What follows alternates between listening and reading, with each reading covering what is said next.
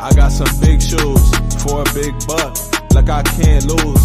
Look, I be going up these days. That mean I move through this maze like the Matrix, just like some latex. I be protecting. Of course they showing me love after neglecting. Confidence turned to common sense, and the common sense be kinda lit. It bringing compliments every season. We don't stop until your heartbeat drop. Come on, like when the ball drop at New Year's Eve. I got some big shoes, my balls dropped at 13. They try and cut me down cause I be shining like Christmas tree. I always been a star, maybe I gotta be. And I don't go too hard unless I got to. Like Tupac too, I keep a fine boo. And yeah, she talk smooth, cause she my little dog, she my best friend. And I got big shoes, this ain't no size 10. The way I'm rocking it, the way I'm walking in, the way I'm walking in. She my little dog, she my best friend. And I got big shoes, this ain't no size 10. The way I'm rocking it, the way I'm walking in, the way I'm walking in. I be blocking them when I see that they copying and pasting. Shit the DM, I ain't responsible, they erase it. Boy, move at your own damn pace, nigga, just face it. Cause you be in my ear all day, talking that basic. My boo bought me big ass shoes and I don't lace them. How could I replace her? I mean, she do so much for me. I be hugging the beat, I be loving the beat. She be dropping to me. I said, damn, I'm gon' high walk across the street. And afterwards, she be running and jumping on me. Cause she my little dog, she my best friend. And I got big shoes, this ain't no size 10. The way I'm rocking it, the way I'm walking in, the way I'm walking in.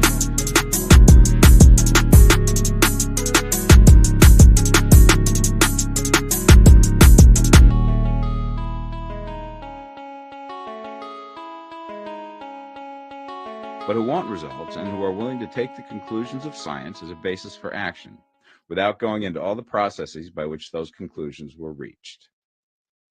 It is expected that the reader will take the fundamental statements upon faith, just as he would take statements concerning a law of electrical action if they were promulgated by a Marconi or an Edison, and taking the statements upon faith, that he will prove their truth by acting upon them without fear or hesitation. Every man or woman who does this will certainly get rich, for the science herein applied is an exact science, and failure is impossible.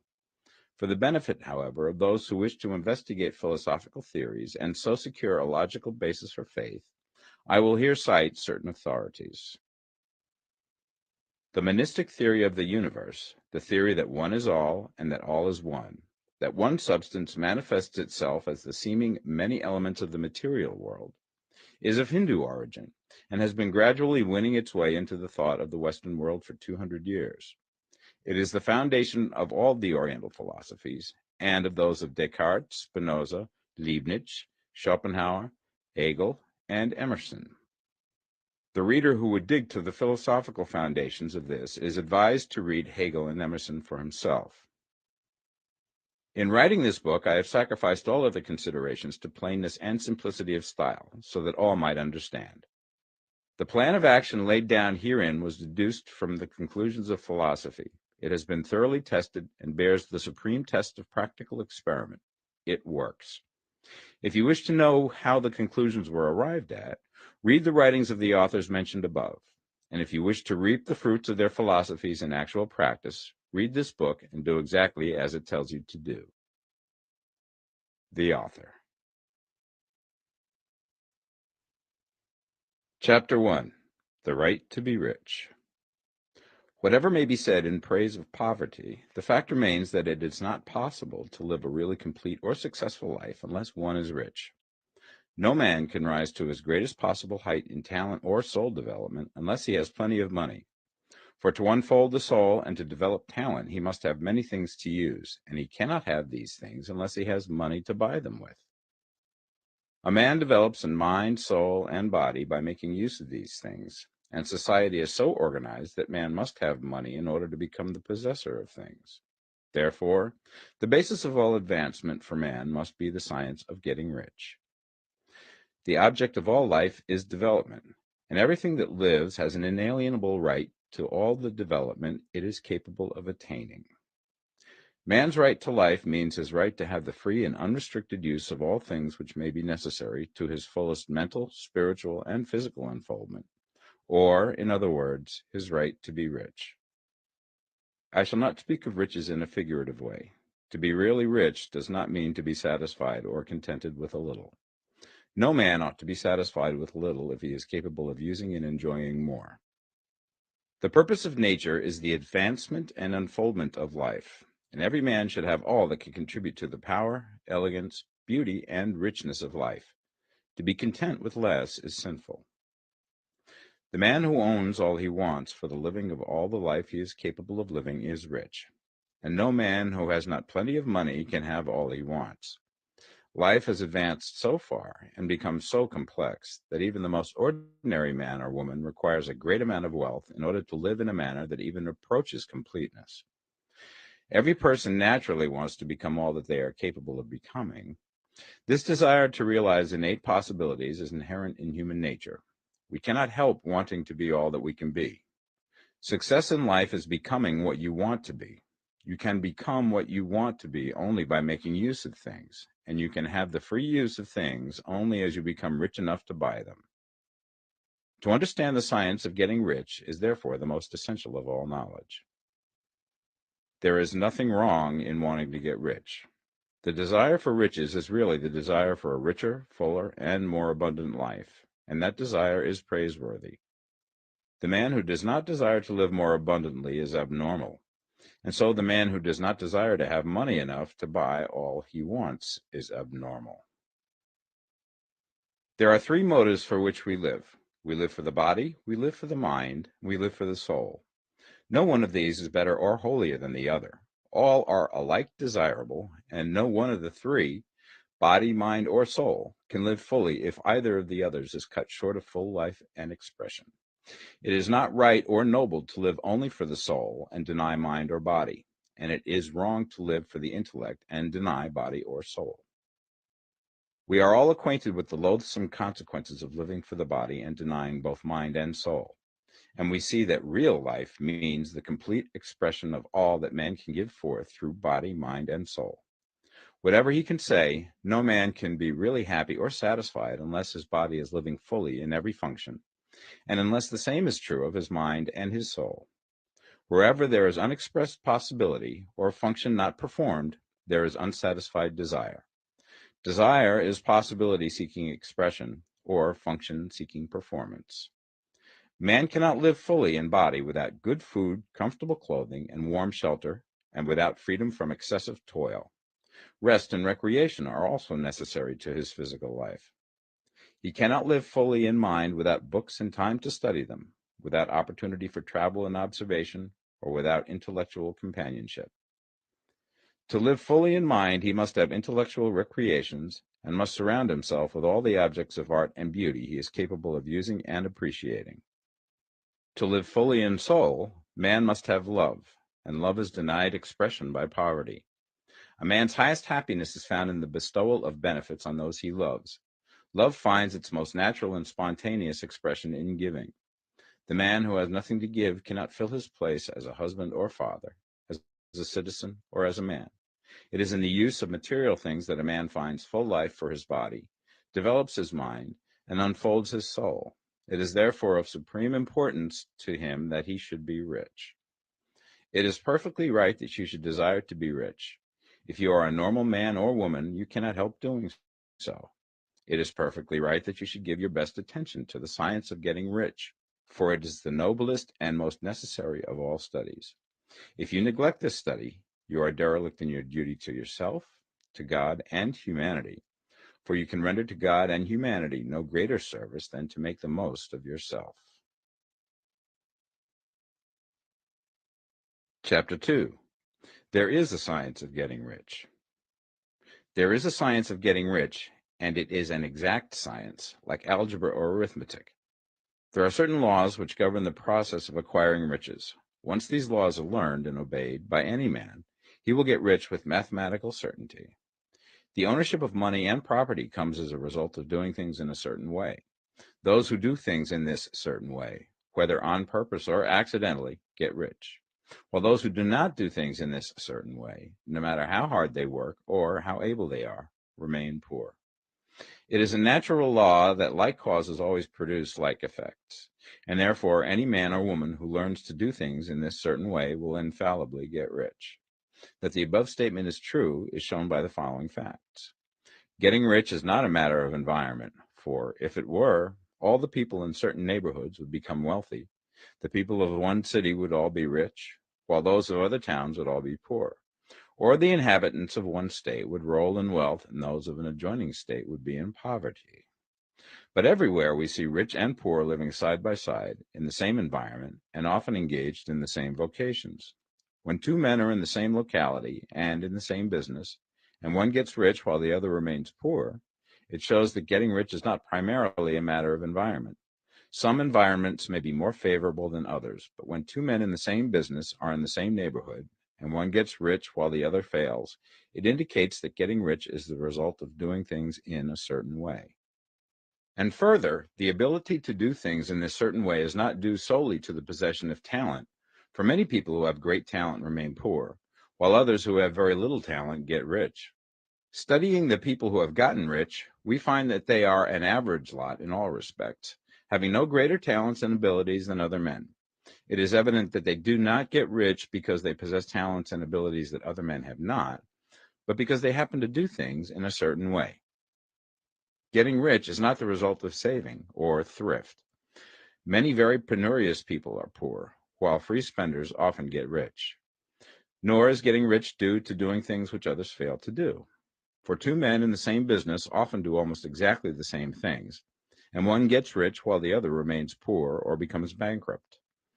From all these things, we must come to the conclusion that getting rich is the result of doing things in a certain way. If getting rich is the result of doing things in a certain way, then any man or woman who can do things in that way can become rich, and the whole matter is brought within the domain of exact science. The question arises here whether this certain way may not be so difficult that only a few may follow it. This cannot be true, as we have seen, so far as natural ability is concerned. Talented people get rich, and blockheads get rich. Intellectually brilliant people get rich, and very stupid people get rich. Physically strong people get rich, and weak and sickly people get rich. Some degree of ability to think and understand is, of course, essential. But insofar natural ability is concerned, any man or woman who has sense enough to read and understand these words can certainly get rich. Also, we have seen that it is not a matter of environment. Location counts for something. One would not go to the heart of the Sahara and expect to do successful business. Getting rich involves the necessity of dealing with men and of being where there are people to deal with. And if these people are inclined to deal in the way that you want to deal, so much the better. But that is about as far as environment goes. If anybody else in your town can get rich, so can you. And if anybody else in your state can get rich, so can you. Again, it is not a matter of choosing some particular business or profession. People get rich in every business and in every profession, while their next-door neighbors in the same vocation remain in poverty. It is true that you will do best in a business which you like and which is congenial to you. And if you have certain talents which are well developed, you will do best in a business which calls for the exercise of those talents. Also, you will do best in a business which is suited to your locality. An ice cream parlor would do better in a warm climate than in Greenland, and a salmon fishery will succeed better in the Northwest than in Florida, where there are no salmon.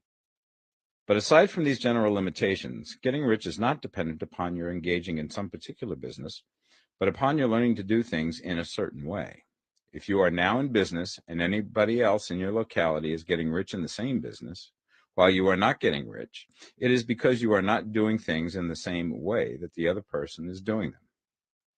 No one is prevented from getting rich by lack of capital.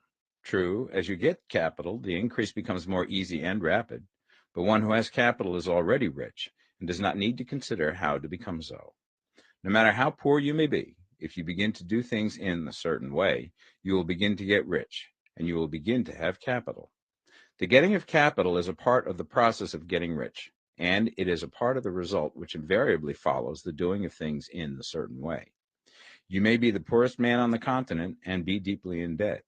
You may have neither friends, influence, nor resources, but if you begin to do things in this way, you must infallibly begin to get rich, for the like causes must produce like effects.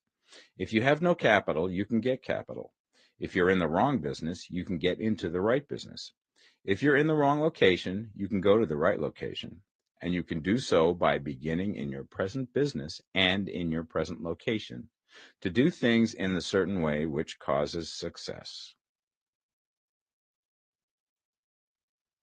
Chapter 3. Is opportunity monopolized? No man is kept poor because opportunity has been taken away from him, because other people have monopolized the wealth and have put a fence around it. You may be shut off from engaging in business in certain lines, but there are other channels open to you. Probably it would be hard for you to get control of any of the great railroad systems. That field is pretty well monopolized, but the electric railway business is still in its infancy and offers plenty of scope for enterprise. And it will be but a very few years until traffic and transportation through the air will become a great industry, and in all its branches will give employment to hundreds of thousands and perhaps to millions of people. Why not turn your attention to the development of aerial transportation instead of competing with J.J. Hill and others for a chance in the steam railway world? It is quite true that if you are a working man in the employ of the Steel Trust, you have very little chance of becoming the owner of the plant in which you work. But it is also true that if you will commence to act in a certain way, you can soon leave the employ of the Steel Trust. You can buy a farm from 10 to 40 acres and engage in business as a producer of foodstuffs. There is great opportunity at this time for men who will live upon small tracts of land and cultivate the same intensively. Such men will certainly get rich. You may say that it is impossible for you to get the land, but I'm going to prove to you that it is not impossible, and that you can certainly get a farm if you will go to work in a certain way. At different periods, the tide of opportunity sets in different directions, according to the needs of the whole and the particular stage of social evolution which has been reached. At present, in America, it is setting towards agricultural and the allied industries and professions. Today, opportunity is open before the factory worker in his line. It is open before the businessman who supplies the farmer more than before the one who supplies the factory worker, and before the professional man who waits upon the farmer more than before the one who serves the working class. There is an abundance of opportunity for the man who will go with the tide instead of trying to swim against it. So the factory workers, either as individuals or as a class, are not deprived of opportunity. The workers are not being kept down by their masters. They are not being ground by the trusts and combinations of capital. As a class, they are where they are because they do not do things in a certain way. If the workers of America chose to do so, they could follow the example of their brothers in Belgium and other countries and establish great department stores and cooperative industries. They could elect men of their own class to office and pass laws favoring the development of such cooperative industries. And in a few years, they could take peaceable possession of the industrial field. The working class may become the master class whenever they will begin to do things in a certain way. The law of wealth is the same for them as it is for all others.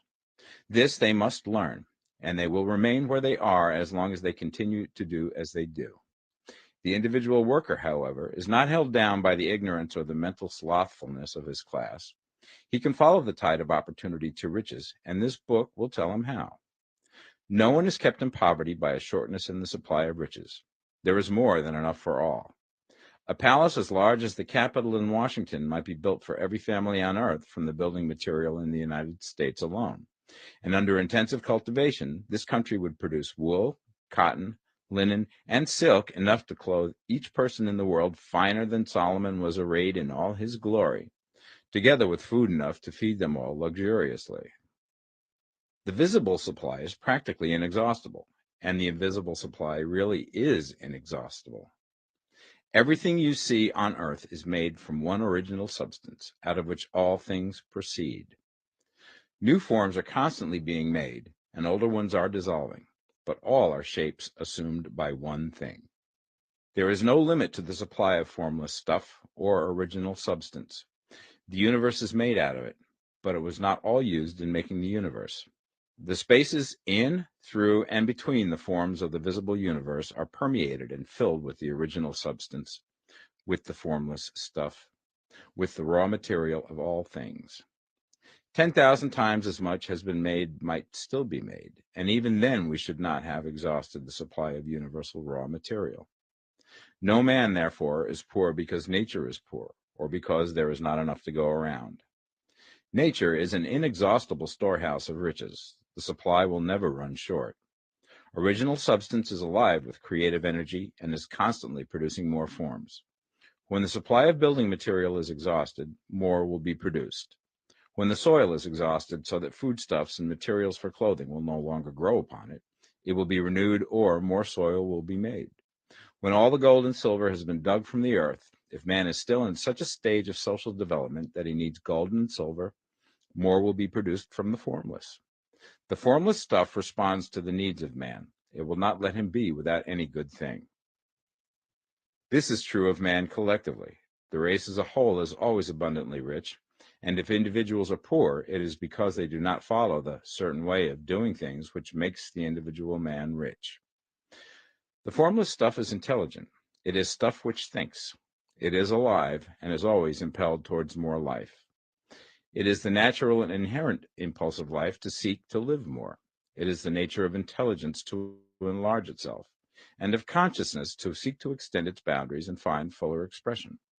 The universe of forms has been made by formless living substance, throwing itself into form in order to express itself more fully.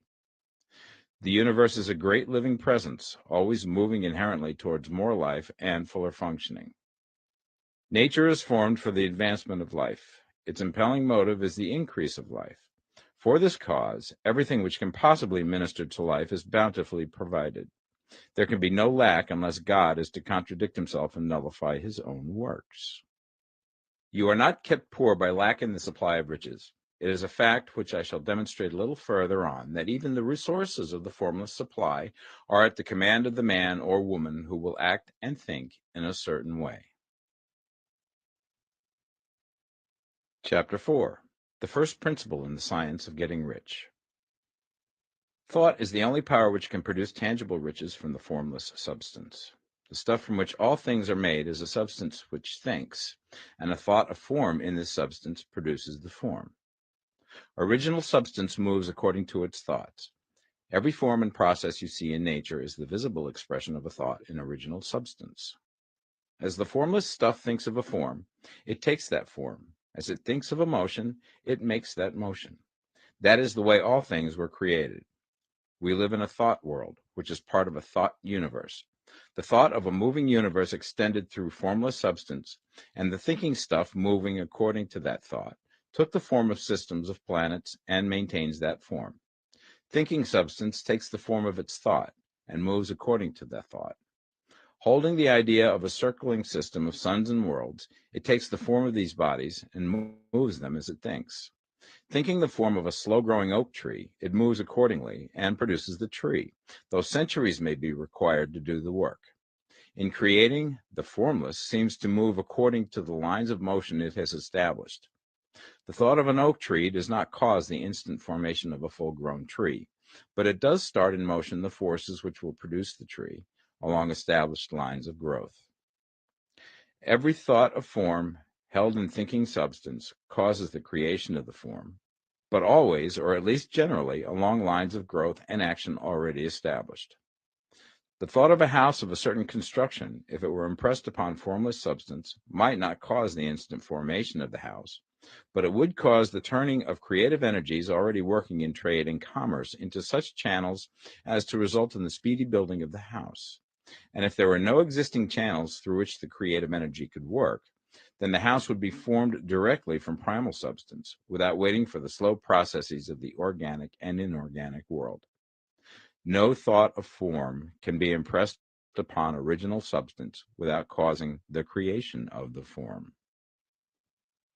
Man is a thinking center and can originate thought. All the forms that man fashions with his hands must first exist in his thought. He cannot shape a thing until he has thought that thing. And so far, man has confined his efforts wholly to the work of his hands. He has applied manual labor to the world of forms, seeking to change or modify those already existing. He has never thought of trying to cause the creation of new forms by impressing his thoughts upon formless substance. When man has a thought form, he takes material from the forms of nature and makes an image of the form which is in his mind. He has so far made little or no effort to cooperate with formless intelligence. to work with the Father. He has not dreamed that he can do what he seeth the Father doing. Man reshapes and modifies existing forms by manual labor. He has given no attention to the question whether he may not produce things from formless substance by communicating his thoughts to it. We propose to prove that he may do so, to prove that any man or woman may do so, and to show how. As our first step, we must lay down the three fundamental propositions.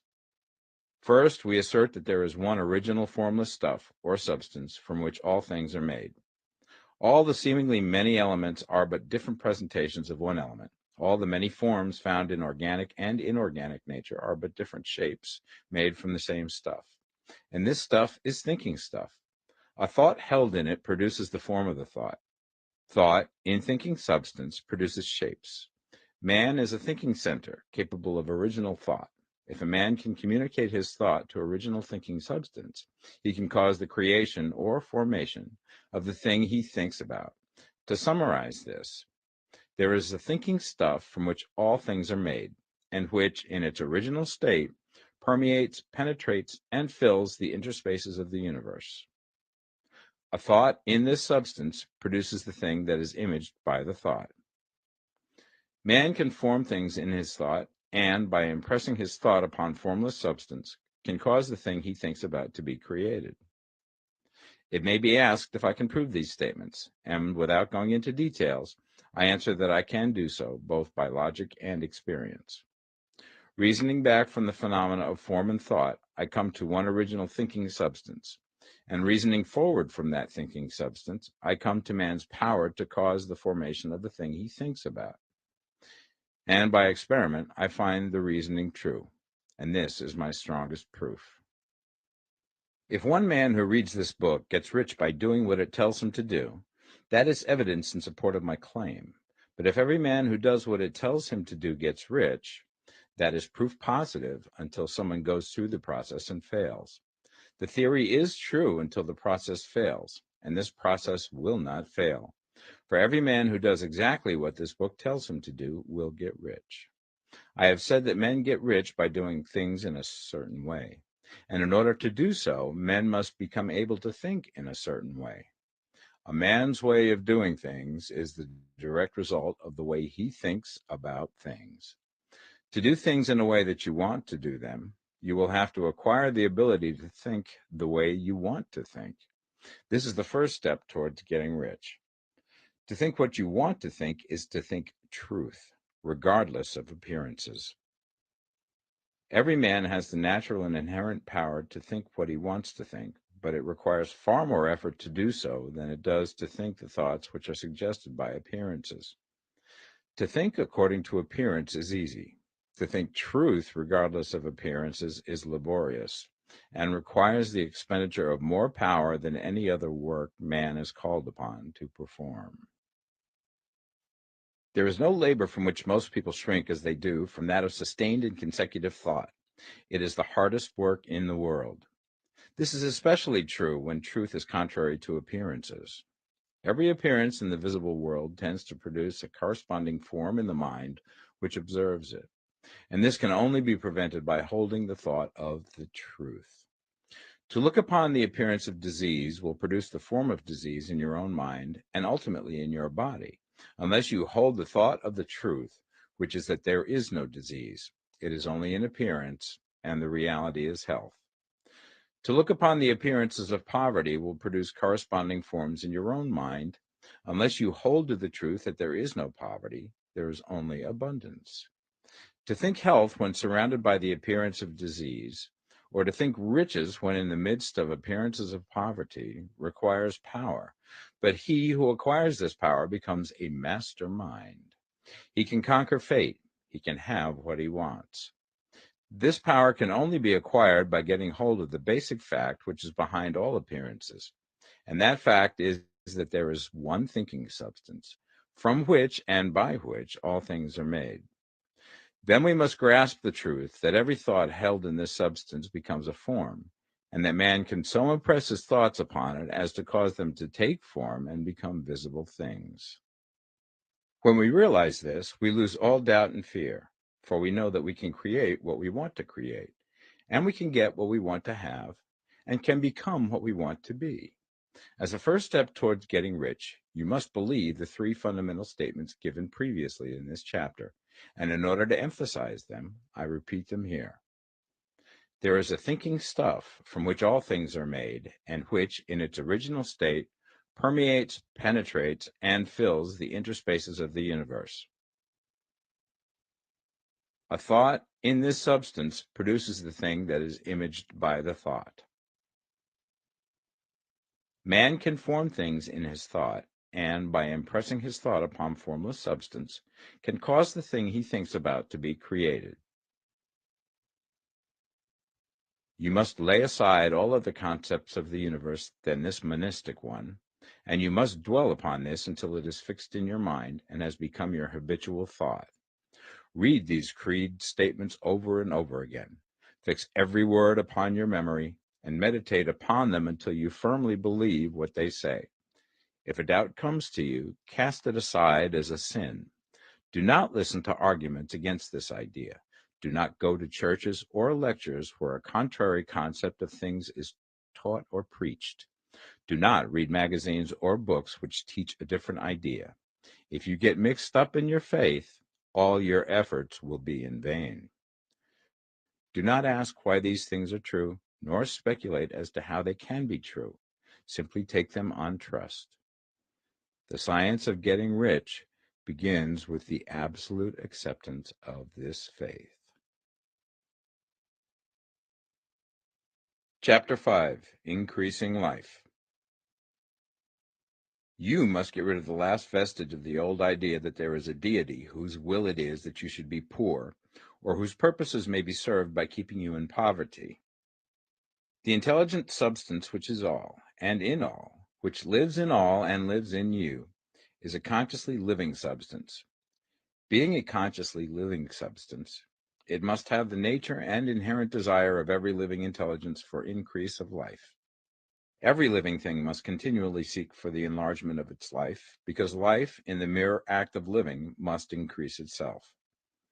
A seed, dropped into the ground, springs into activity, and in the act of living produces 100 more seeds. Life, by living, multiplies itself. It is forever becoming more. It must do so if it continues to be at all. Intelligence is under the same necessity for continuous increase. Every thought we think makes it necessary for us to think another thought. Consciousness is continually expanding. Every fact we learn leads us to the learning of another fact. Knowledge is continually increasing. Every talent we cultivate brings to the mind the desire to cultivate another talent. We are subject to the urge of life, seeking expression, which ever drives us on to know more, to do more, and to be more. In order to know more, do more, and be more, we must have more. We must have things to use, for we learn and do and become only by using things. We must get rich so that we can live more. The desire for riches is simply the capacity for larger life seeking fulfillment. Every desire is the effort of an unexpressed possibility to come into action.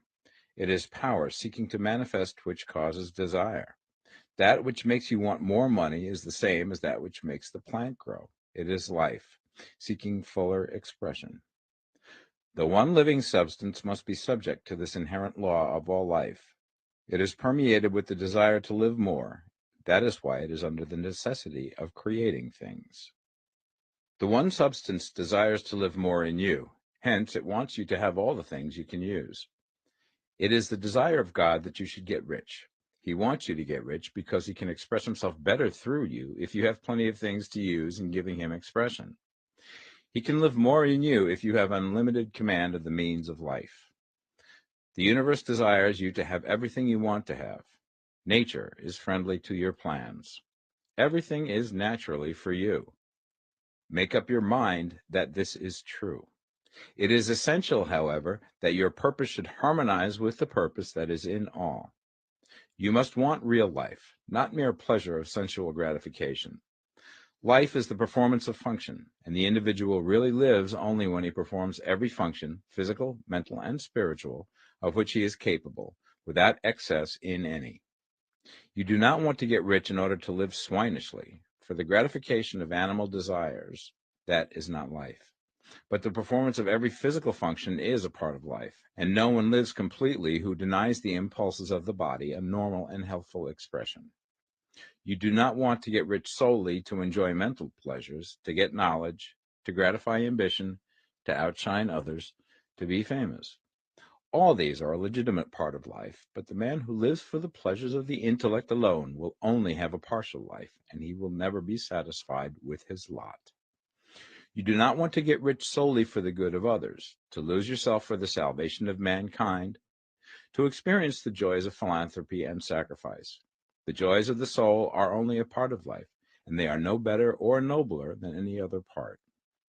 You want to get rich in order that you may eat, drink, and be merry when it is time to do these things, in order that you may surround yourself with beautiful things, see distant lands, feed your mind, and develop your intellect, in order that you may love men and do kind things, and be able to play a good part in helping the world to find truth. But remember that extreme altruism is no better and no nobler than extreme selfishness. Both are mistakes. Get rid of the idea that God wants you to sacrifice yourself for others and that you can secure his favor by doing so. God requires nothing of the kind. What he wants is that you should make the most of yourself, for yourself and for others, and you can help others more by making the most of yourself than in any other way. You can make the most of yourself only by getting rich. So it is right and praiseworthy that you should give your first and best thought to the work of acquiring wealth. Remember, however, that the desire of substance is for all, and its movements must be for more life to all. It cannot be made to work for less life to any, because it is equally in all, seeking riches and life. Intelligent substance will make things for you, but it will not take things away from someone else and give them to you. You must get rid of the thought of competition. You are to create, not to compete for what is already created. You do not have to take anything away from anyone. You do not have to drive sharp bargains. You do not have to cheat or to take advantage. You do not need to let any man work for you for less than he earns. You do not have to covet the property of others or to look at it with wishful eyes. No man has anything of which you cannot have the like, and that without taking what he has away from him. You are to become a creator, not a competitor. You are going to get what you want, but in such a way that when you get it, every other man will have more than he has now.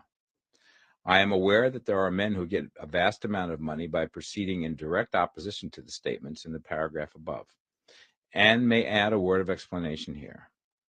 Men of the plutocratic type who become very rich do so sometimes purely by their extraordinary ability on the plane of competition. And sometimes they unconsciously relate themselves to substance and its great purposes and movements for the general racial upbuilding through industrial evolution. Rockefeller, Carnegie, Morgan, et al. Have been the unconscious agents of the supreme in the necessary work of systematizing and organizing productive industry. And in the end, their work will contribute immensely towards increased life for all. Their day is nearly over. They have organized production, and will soon be succeeded by the agents of the multitude, who will organize the machinery of distribution. The multimillionaires are like the monster reptiles of the prehistoric eras.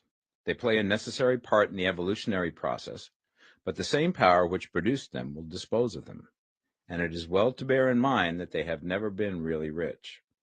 A record of the private lives of most of this class will show that they have really been the most abject and wretched of the poor. Riches secured on the competitive plane are never satisfactory and permanent. They are yours today and another's tomorrow.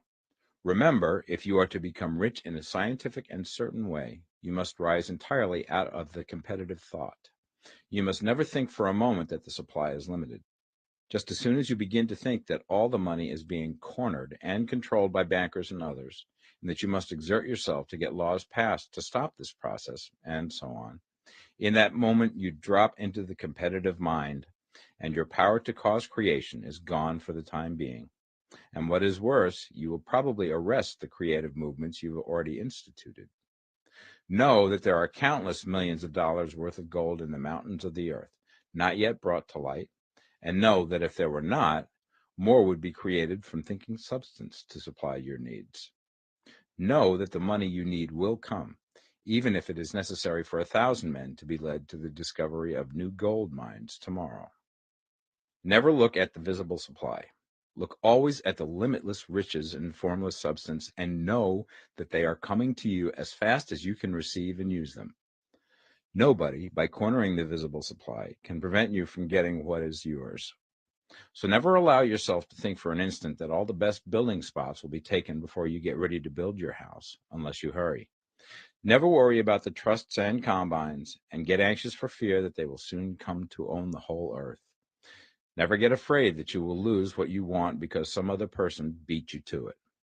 That cannot possibly happen. You are not seeking anything that is possessed by anybody else. You are causing what you want to be created from formless substance, and the supply is without limits. Stick to the formulated statement. There is a thinking stuff from which all things are made, and which, in its original state, permeates, penetrates, and fills the interspaces of the universe. A thought in this substance produces the thing that is imaged by the thought. Man can form things in his thought, and by impressing his thought upon formless substance, can cause the thing he thinks about to be created. Chapter 6. How Riches Come to You. When I say that you do not have to drive sharp bargains, I do not mean that you do not have to drive any bargains at all, or that you are above the necessity for having any dealings with your fellow men. I mean that you will not need to deal with them unfairly. You do not have to get something for nothing, but can give to every man more than you take from him. You cannot give every man more in cash market value than you take from him, but you can give him more in use value than the cash value of the thing you take from him. The paper, ink, and other material in this book may not be worth the money you pay for it, but if the ideas suggested by it bring you thousands of dollars, you have not been wronged by those who sold it to you. They have given you a great use value for a small cash value. Let us suppose that I own a picture by one of the great artists, which in any civilized community is worth thousands of dollars. I take it to Baffin Ray, and by salesmanship induce an Eskimo to give a bundle of furs worth $500 for it. I have really wronged him, for he has no use for the picture. It has no value to him. It will not add to his life. But suppose I give him a gun worth $50 for his furs. Then he has made a good bargain. He has use for the gun. It will get him many more furs and much food. It will add to his life in every way. It will make him rich. When you rise from the competitive to the creative plane, you can scan your business transactions very strictly. And if you are selling any man anything which does not add more to his life than the thing he gives you in exchange, you can afford to stop it. You do not have to beat anybody in business. And if you are in a business which does beat people, get out of it at once. Give every man more in use value than you take from him in cash value. Then you are adding to the life of the world by every business transaction. If you have people working for you, you must take from them more in cash value than you pay them in wages. But you can so organize your business that it will be filled with the principle of advancement, and so that each employee who wishes to do so may advance a little every day. You can make your business do for your employees what this book is doing for you. You can so conduct your business that it will be a sort of ladder by which every employee who will take the trouble may climb to riches himself, and, given the opportunity, if he will not do so, it is not your fault. And finally, because you are to cause the creation of your riches from formless substance which permeates all your environment, it does not follow that they are to take shape from the atmosphere and come into being before your eyes. If you want a sewing machine, for instance, I do not mean to tell you that you are to impress the thought of a sewing machine on thinking substance until the machine is formed without hands in the room where you sit or elsewhere. But if you want a sewing machine, hold the mental image of it with the most positive certainty that it is being made or is on its way to you. After once forming the thought, have the most absolute and unquestioning faith that the sewing machine is coming. Never think of it or speak of it in any other way than as being sure to arrive. Claim it as already yours. It will be brought to you by the power of the Supreme Intelligence, acting upon the minds of men. If you live in Maine, it may be that a man will be brought from Texas or Japan to engage in some transaction which will result in your getting what you want. If so, the whole matter will be as much to that man's advantage as it is to yours. Do not forget for a moment that the thinking substance is through all, in all, communicating with all, and can influence all. The desire of thinking substance for a fuller life and better living has caused the creation of all the sewing machines already made, and it can cause the creation of millions more, and will, whenever men set it in motion by desire and faith, and by acting in a certain way.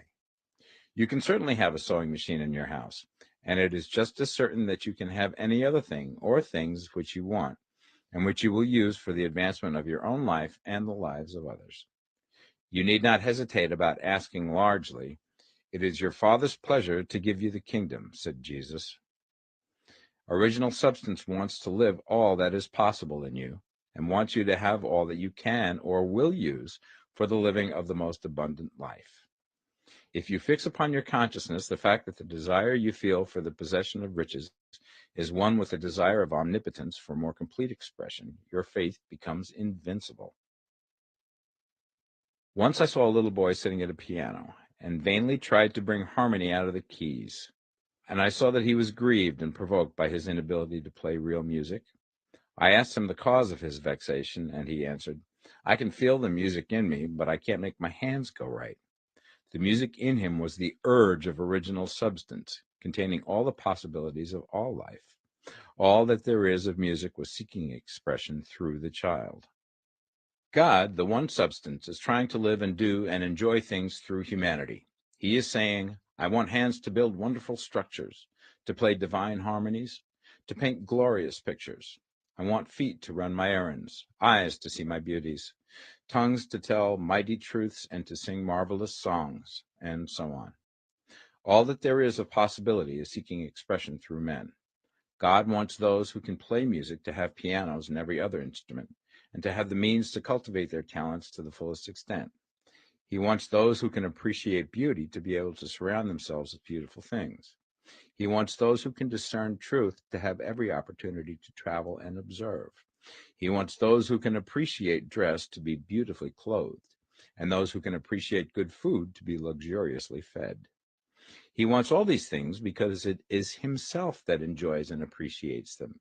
It is God who wants to play and sing and enjoy beauty and proclaim truth and wear fine clothes and eat good food. It is God that worketh in you to will and to do, said Paul. The desire you feel for riches is the infinite, seeking to express himself in you as he sought to find expression in the little boy at the piano. So you need not hesitate to ask largely. Your part is to focalize and express the desire to God. This is a difficult point with most people.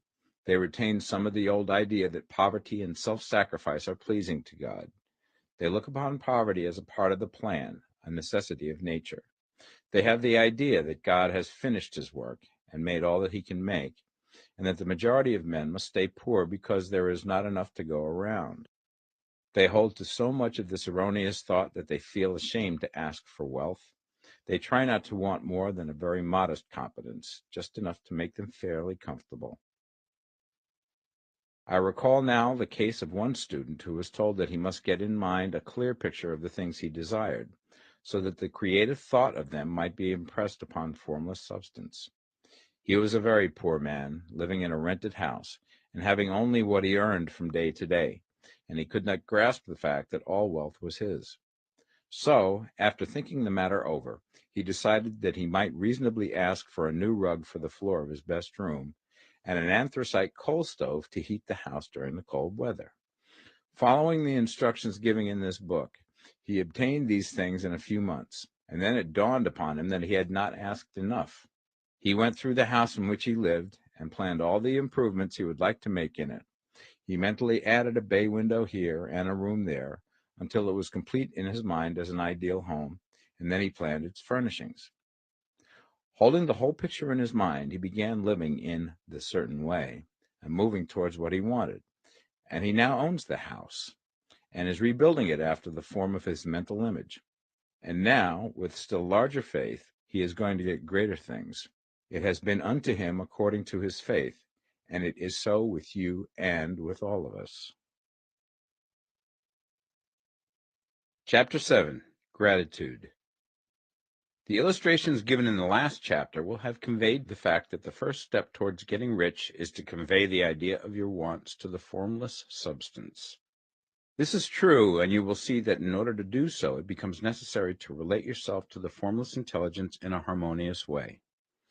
To secure this harmonious relation is a matter of such primary and vital importance that I shall give some space to its discussion here, and give you instructions which, if you will follow them, will be certain to bring you into perfect unity of mind with God. The whole process of mental adjustment and atonement can be summed up in one word: gratitude. First, you believe that there is one intelligent substance from which all things proceed. Second, you believe that this substance gives you everything you desire. And third, you relate yourself to it by a feeling of deep and profound gratitude. Many people who order their lives rightly in all other ways are kept in poverty by their lack of gratitude. Having received one gift from God, they cut the wires which connect them with Him by failing to make acknowledgement. It is easy to understand that the nearer we live to the source of wealth, the more wealth we shall receive. And it is easy also to understand that the soul that is always grateful lives in closer touch with God than the one which never looks to Him in thankful acknowledgement. The more gratefully we fix our minds on the Supreme when good things come to us, the more good things we will receive, and the more rapidly they will come. And the reason simply is that the mental attitude of gratitude draws the mind into closer touch with the source from which the blessings come. If it is a new thought to you that gratitude brings your whole mind into closer harmony with the creative energies of the universe, consider it well, and you will see that it is true. The good things you already have come to you along the line of obedience to certain laws. Gratitude will lead your mind out along the ways by which things come, and it will keep you in close harmony with creative thought and prevent you from falling into competitive thought. Gratitude alone can keep you looking towards the all and prevent you from falling into the error of thinking of the supply as limited, and to do that would be fatal to your hopes. There is a law of gratitude, and it is absolutely necessary that you should observe the law if you are to get the results you seek. The law of gratitude is the natural principle that action and reaction are always equal and in opposite directions. The grateful outreaching of your mind in thankful praise to the Supreme is a liberation or expenditure of force.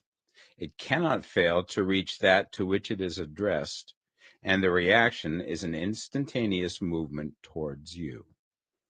Draw nigh unto God, and He will draw nigh unto you. That is a statement of psychological truth. And if your gratitude is strong and constant, the reaction in formless substance will be strong and continuous. The movement of the things you want will always be towards you. Notice the grateful attitude that Jesus took. How he always seemed to be saying, I thank thee, Father, that thou hearest me. You cannot exercise much power without gratitude, for it is gratitude that keeps you connected with power. But the value of gratitude does not consist solely in getting you more blessings in the future. Without gratitude, you cannot long keep from dissatisfied thought regarding things as they are. The moment you permit your mind to dwell with dissatisfaction upon things as they are, you begin to lose ground. You fix attention upon the common, the ordinary, the poor, and the squalid and mean, and your mind takes the form of these things. Then you will transmit these forms or mental images to the formless, and the common, the poor, the squalid, and mean will come to you. To permit your mind to dwell upon the inferior is to become inferior and to surround yourself with inferior things. On the other hand, to fix your attention on the best is to surround yourself with the best and to become the best. The creative power within us makes us into the image of that to which we give our attention. We are thinking substance, and thinking substance always takes the form of that which it thinks about. The grateful mind is constantly fixed upon the best. Therefore, it tends to become the best. It takes the form or character of the best and will receive the best. Also, faith is born of gratitude. The grateful mind continually expects good things, and expectation becomes faith. The reaction of gratitude upon one's own mind produces faith, and every outgoing wave of grateful thanksgiving increases faith. He who has no feeling of gratitude cannot long retain a living faith. And without a living faith, you cannot get rich by the creative method, as we shall see in the following chapters. It is necessary, then, to cultivate the habit of being grateful for every good thing that comes to you, and to give thanks continuously. And because all things have contributed to your advancement, you should include all things in your gratitude. Do not waste time thinking or talking about the shortcomings or wrong actions of plutocrats or trust magnates. Their organization of the world has made your opportunity. All you get really comes to you because of them. Do not rage against corrupt politicians. If it were not for politicians, we should fall into anarchy, and your opportunity would be greatly lessened. God has worked a long time and very patiently to bring us up to where we are in industry and government, and he is going right on with his work. There is not the least doubt that he will do away with plutocrats, trust magnates, captains of industry, and politicians as soon as they can be spared. But in the meantime, behold, they are all very good. Remember that they are all helping to arrange the lines of transmission along which your riches will come to you, and be grateful to them all. This will bring you into harmonious relations with the good in everything, and the good in everything will move toward you.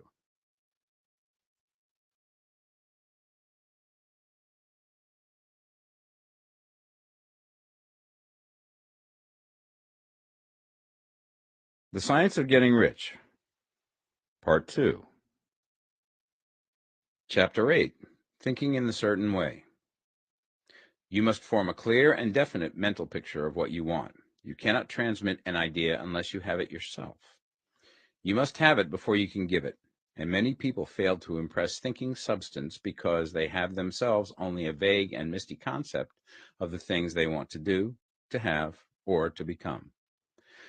It is not enough that you should have a general desire for wealth to do good with.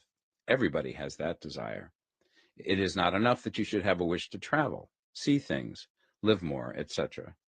Everybody has those desires also. If you were going to send a wireless message to a friend, you would not send the letters of the alphabet in their order and let him construct the message for himself, nor would you take words at random from the dictionary. You would send a coherent sentence, one which meant something. When you try to impress your wants upon substance, remember that it must be done by a coherent statement. You must know what you want and be definite.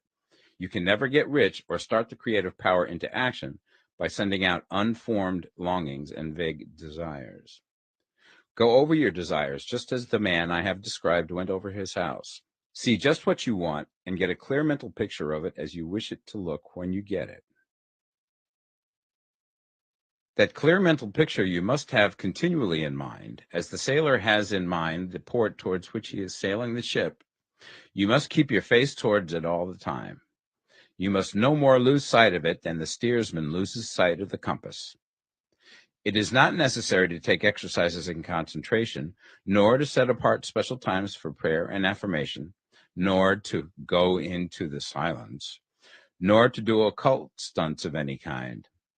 There things are well enough, but all you need is to know what you want, and to want it badly enough so that it will stay in your thoughts. Spend as much of your leisure time as you can in contemplating your picture, but no one needs to take exercises to concentrate his mind on a thing which he really wants. It is the things you do not really care about which require effort to fix your attention upon them. And unless you really want to get rich, so that the desire is strong enough to hold your thoughts directly to the purpose, as the magnetic pole holds the needle of the compass, it will hardly be worthwhile for you to try to carry out the instructions given in this book.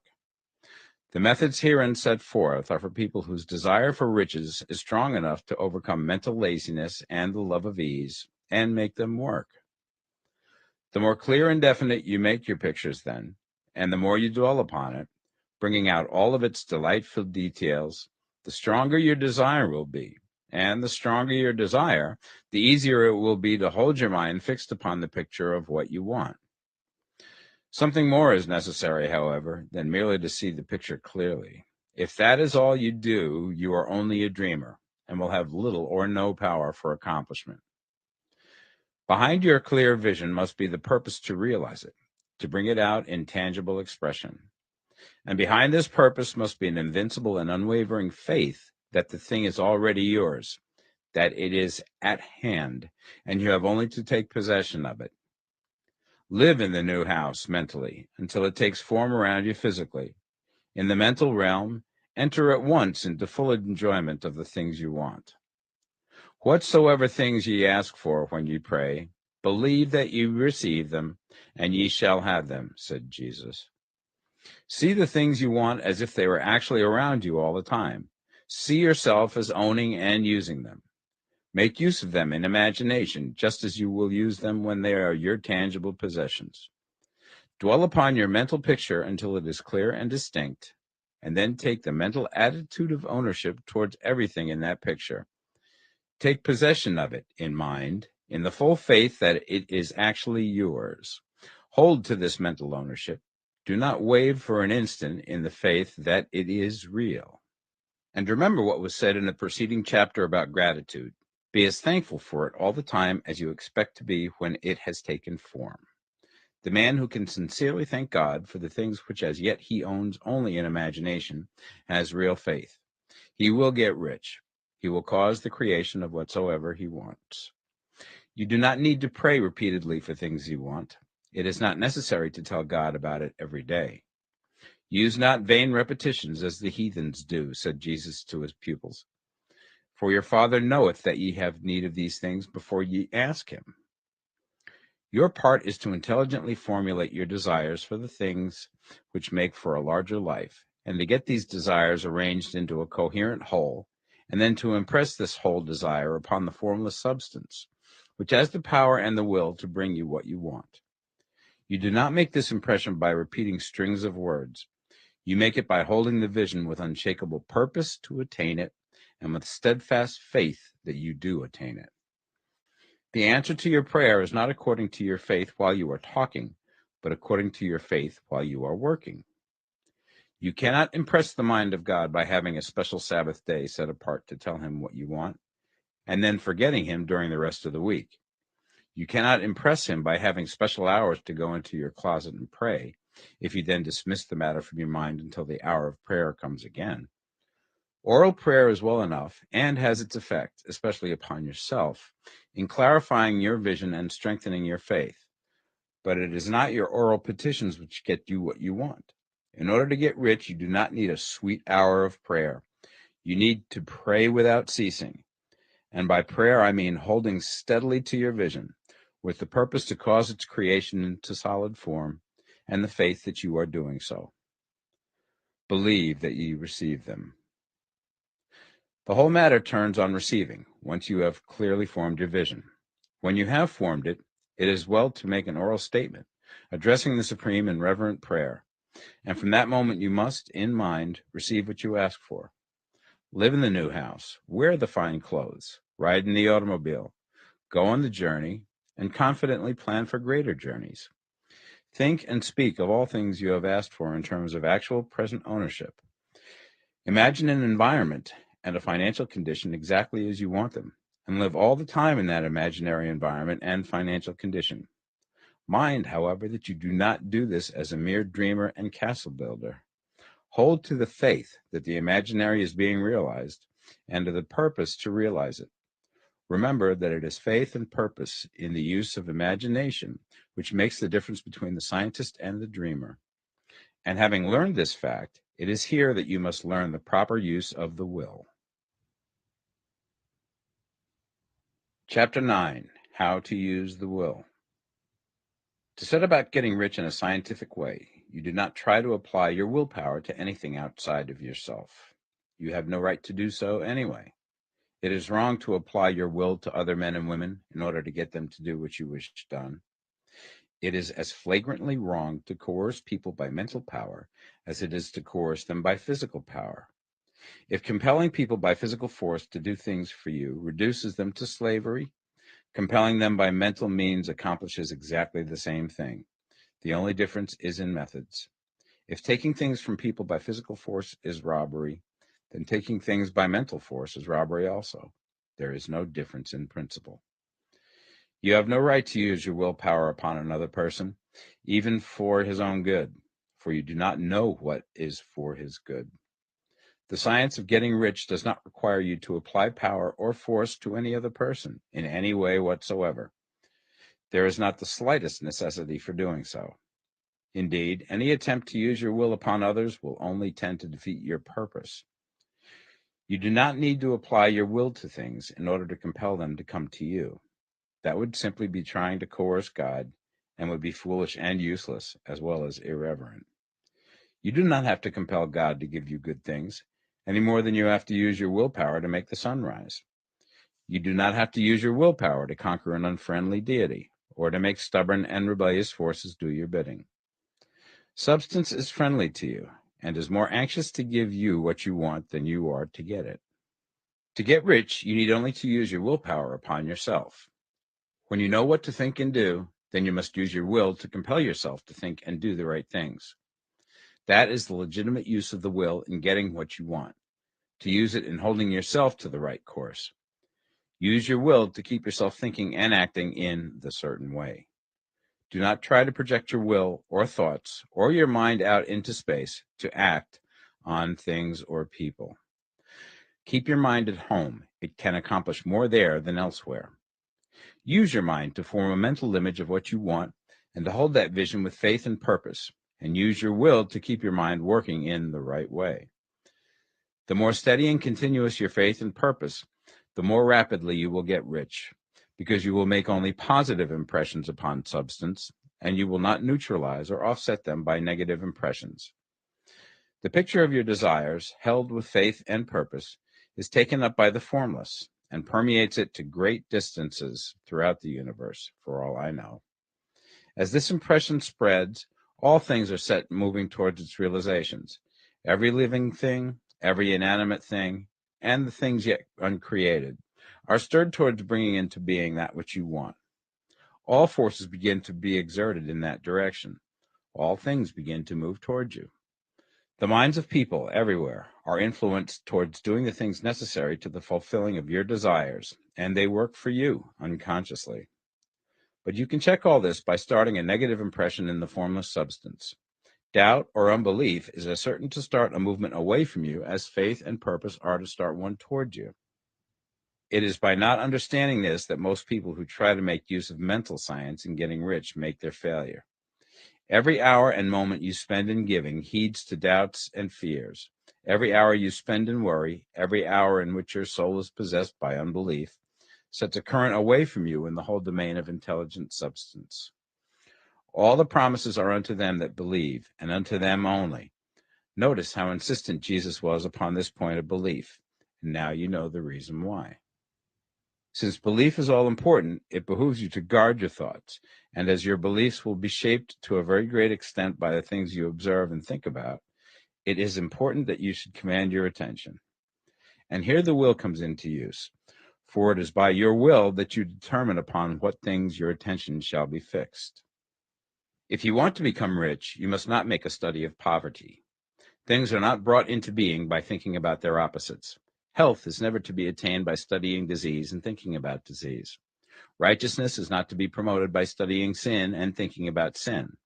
And no one ever got rich by studying poverty and thinking about poverty. Medicine as a science of disease has increased disease. Religion as a science of sin has promoted sin. And economics as a study of poverty will fill the world with wretchedness and want. Do not talk about poverty. Do not investigate it or concern yourself with it. Never mind what its causes are. You have nothing to do with them. What concerns you is the cure. Do not spend your time in charitable work or charity movements. All charity only tends to perpetuate the wretchedness it aims to eradicate. I do not say that you should be hard-hearted or unkind and refuse to hear the cry of need, but you must not try to eradicate poverty in any of the conventional ways. Put poverty behind you and put all that pertains to it behind you, and make good. Get rich. That is the best way you can help the poor.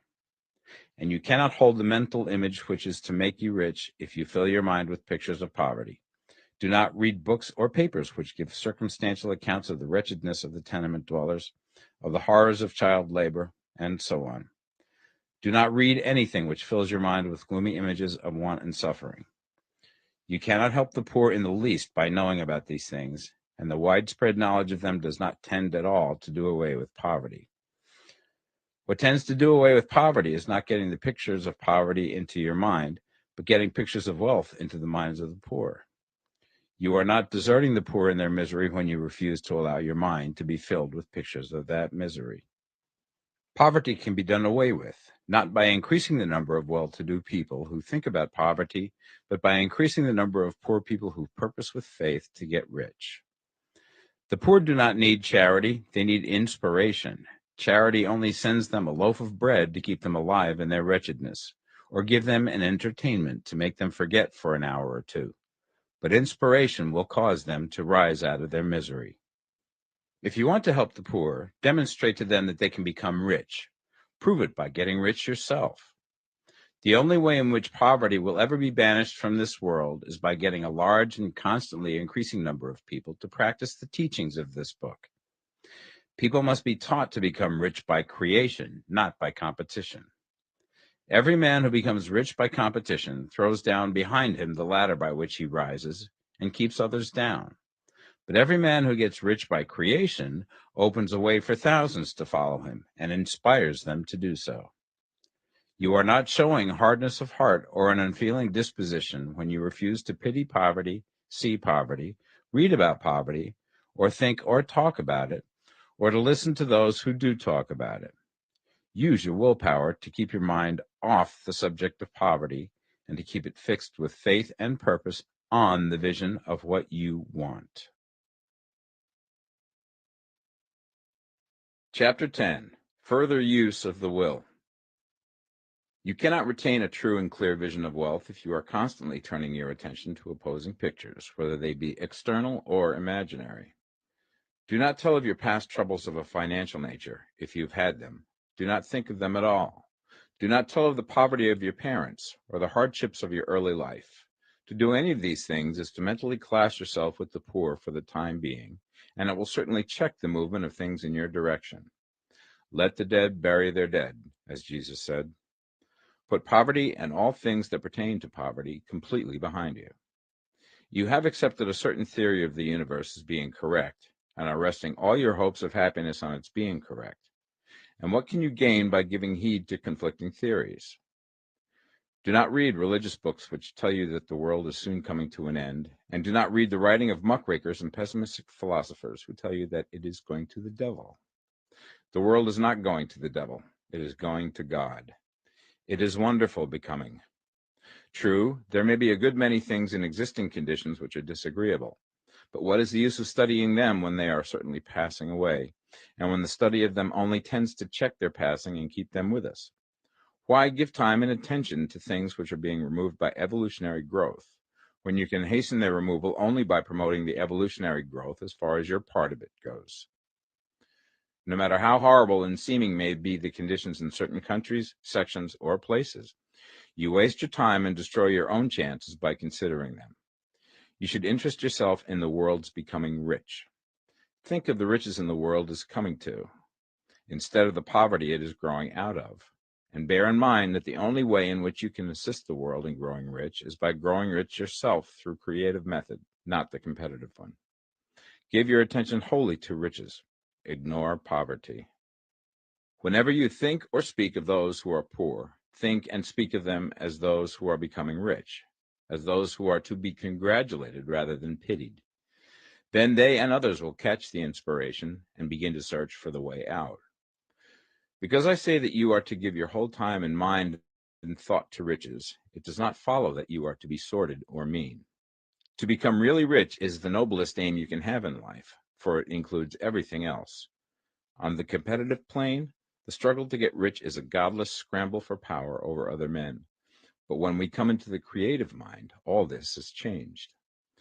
All that is possible in the way of greatness and soul unfoldment, of service and lofty endeavor, comes by way of getting rich. All is made possible by the use of things. If you lack for physical health, you will find that the attainment of it is conditional on you getting rich. Only those who are emancipated from financial worry and who have the means to live a carefree existence and follow hygienic practices can have and retain health. Moral and spiritual greatness is possible only to those who are above the competitive battle for existence. And only those who are becoming rich on the plane of creative thought are free from the degrading influences of competition.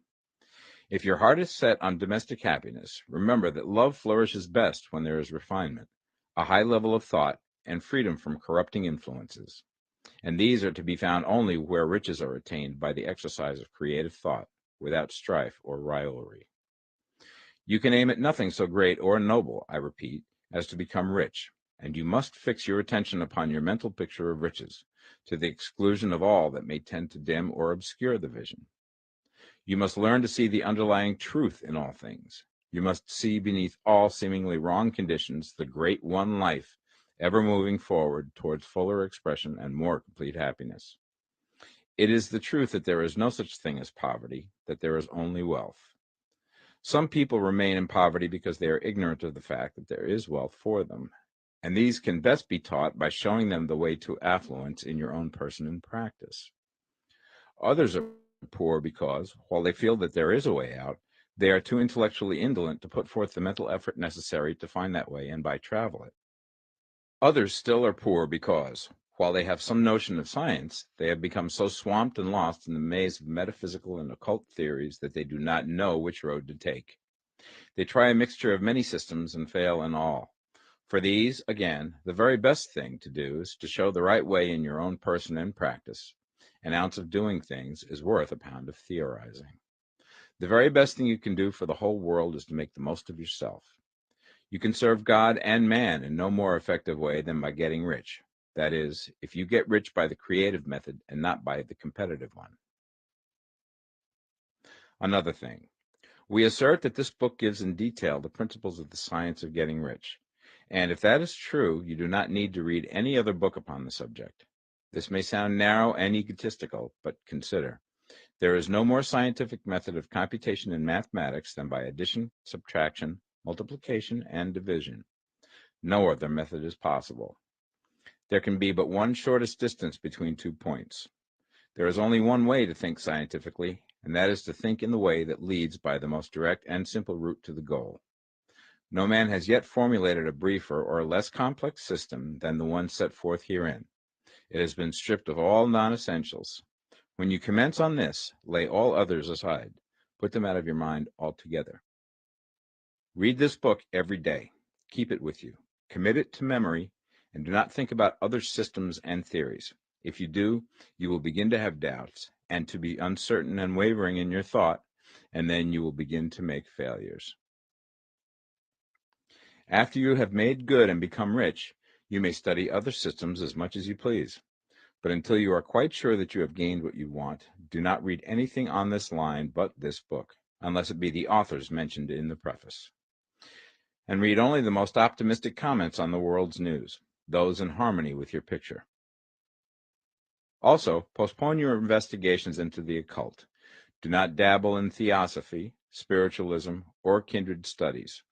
It is very likely that the dead still live and are near, but if they are, let them alone. Mind your own business. Wherever the spirits of the dead may be, they have their own work to do and their own problems to solve, and we have no right to interfere with them. We cannot help them, and it is very doubtful whether they can help us, or whether we have any right to trespass upon their time if they can.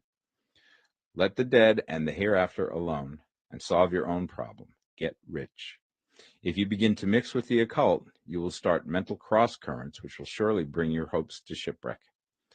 Now, this and the preceding chapters have brought us to the following statement of basic facts. There is a thinking stuff from which all things are made, and which, in its original state, permeates, penetrates, and fills the interspaces of the universe. A thought in this substance produces the thing that is imaged by the thought. Man can form things in his thought, and, by impressing his thought upon formless substance, can cause the thing he thinks about to be created. In order to do this, man must pass from the competitive to the creative mind. He must form a clear mental picture of the things he wants, and hold this picture in his thoughts with the fixed purpose to get what he wants, and the unwavering faith that he does get what he wants, closing his mind against all that may tend to shake his purpose, dim his vision, or quench his faith. And in addition to all this, we shall now see that he must live and act in a certain way. Chapter 11. Acting in the Certain Way. Thought is the creative power, or the impelling force which causes the creative power to act. Thinking in a certain way will bring riches to you, but you must not rely upon thought alone, paying no attention to personal action. That is the rock upon which many otherwise scientific metaphysical thinkers meet shipwreck, the failure to connect thought with personal action. We have not yet reached the stage of development, even supposing such a stage to be possible, in which man can create directly from formless substance without nature's processes or the work of human hands. Man must not only think, but his personal action must supplement his thought. By thought, you can cause the gold in the hearts of the mountains to be impelled towards you, but it will not mine itself, refine itself, coin itself into double eagles, and come rolling along the roads seeking its way into your pocket. Under the impelling power of the Supreme Spirit, men's affairs will be so ordered that someone will be led to mine the gold for you. Other men's business transactions will be so directed that the gold will be brought toward you, and you must so arrange your own business affairs that you may be able to receive it when it comes to you. Your thought makes all things, animate and inanimate, work to bring you what you want, but your personal activity must be such that you can rightly receive what you want when it reaches you. You are not to take it as charity, nor to steal it. You must give every man more in use value than he gives you in cash value. The scientific use of thought consists in forming a clear and distinct mental image of what you want, in holding fast to the purpose to get what you want, and in realizing with grateful faith that you do get what you want. Do not try to project your thought in any mysterious or occult way, with the idea of having it go out and do things for you. That is a wasted effort and will weaken your power to think with sanity. The action of thought in getting rich is fully explained in the preceding chapters. Your faith and purpose positively impress your vision upon formless substance, which has the same desire for more life that you have. And this vision, received from you, sets all the creative forces at work in and through their regular channels of action, but directed towards you. It is not your part to guide or supervise the creative process. All you have to do with that is to retain your vision, stick to your purpose, and maintain your faith and gratitude. But you must act in a certain way, so that you can appropriate what is yours when it comes to you, so that you can meet the things you have in your picture and put them in their proper places as they arrive. You can really see the truth of this. When things reach you, they will be in the hands of other men, who will ask an equivalent for them. And you can only get what is yours by giving the other man what is his. Your pocketbook is not going to be transformed into a Fortunata's purse, which shall be always full of money without effort on your part. This is the crucial point in the science of getting rich, right here, where thought and personal action must be combined. There are very many people who, consciously or unconsciously, set the creative forces in action by the strength and persistence of their desires, but who remain poor because they do not provide for the reception of the thing they want when it comes. By thought, the thing you want is brought to you. By action, you receive it. Whatever your action is to be, it is evident that you must act now. You cannot act in the past, and it is essential to the clearness of your mental vision that you dismiss the past from your mind. You cannot act in the future, for the future is not here yet, and you cannot tell how you will want to act in any future contingency until that contingency has arrived. Because you are not in the right business or the right environment now, do not think that you must postpone action until you get into the right business or environment. And do not spend time in the present taking thought as to the best course in possible future emergencies. Have faith in your ability to meet any emergency when it arrives. If you act in the present with your mind on the future, your present action will be with a divided mind and will not be effective. Put your whole mind into present action. Do not give your creative impulse to original substance, and then sit down and wait for results. If you do, you will never get them. Act now. There is never any time but now, and there never will be any time but now. If you are ever to begin to make ready for the reception of what you want, you must begin now. And your action, whatever it is, must most likely be in your present business or employment, and must be upon the persons and things in your present environment. You cannot act where you are not, you cannot act where you have been, and you cannot act where you are going to be. You can act only where you are. Do not bother as to whether yesterday's work was well done or ill done. Do today's work well. Do not try to do tomorrow's work now. There will be plenty of time to do that when you get to it. Do not try, by occult or mystical means, to act on people or things that are out of your reach. Do not wait for a change of environment. Before you act, get a change of environment by action.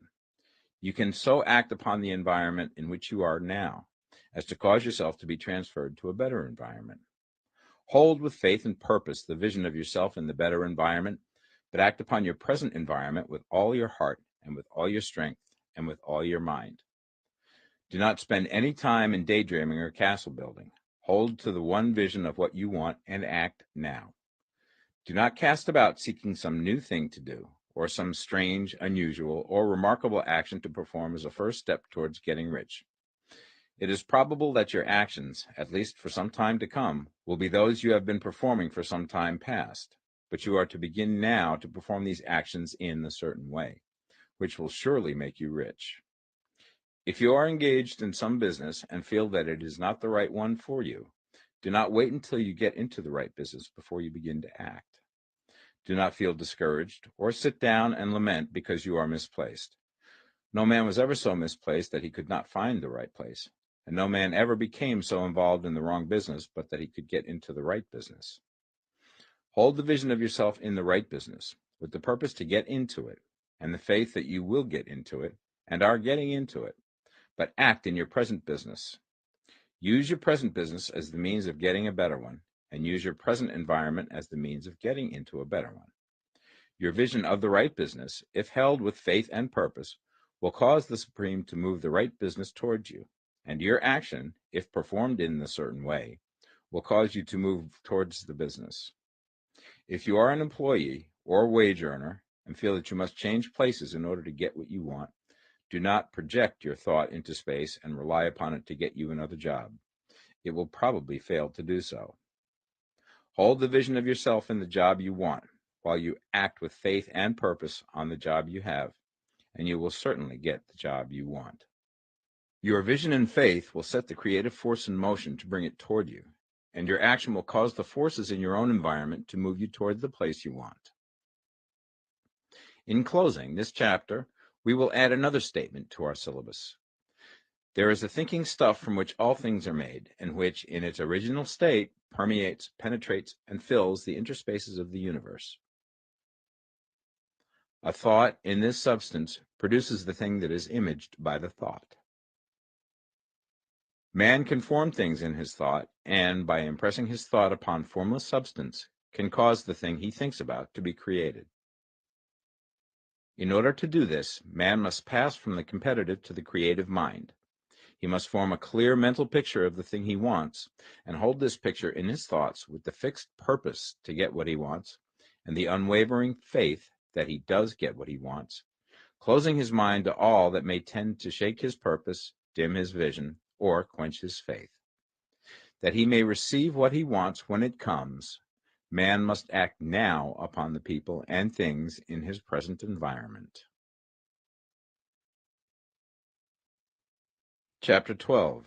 Efficient Action. You must use your thought as directed in previous chapters and begin to do what you can do where you are, and you must do all that you can do where you are.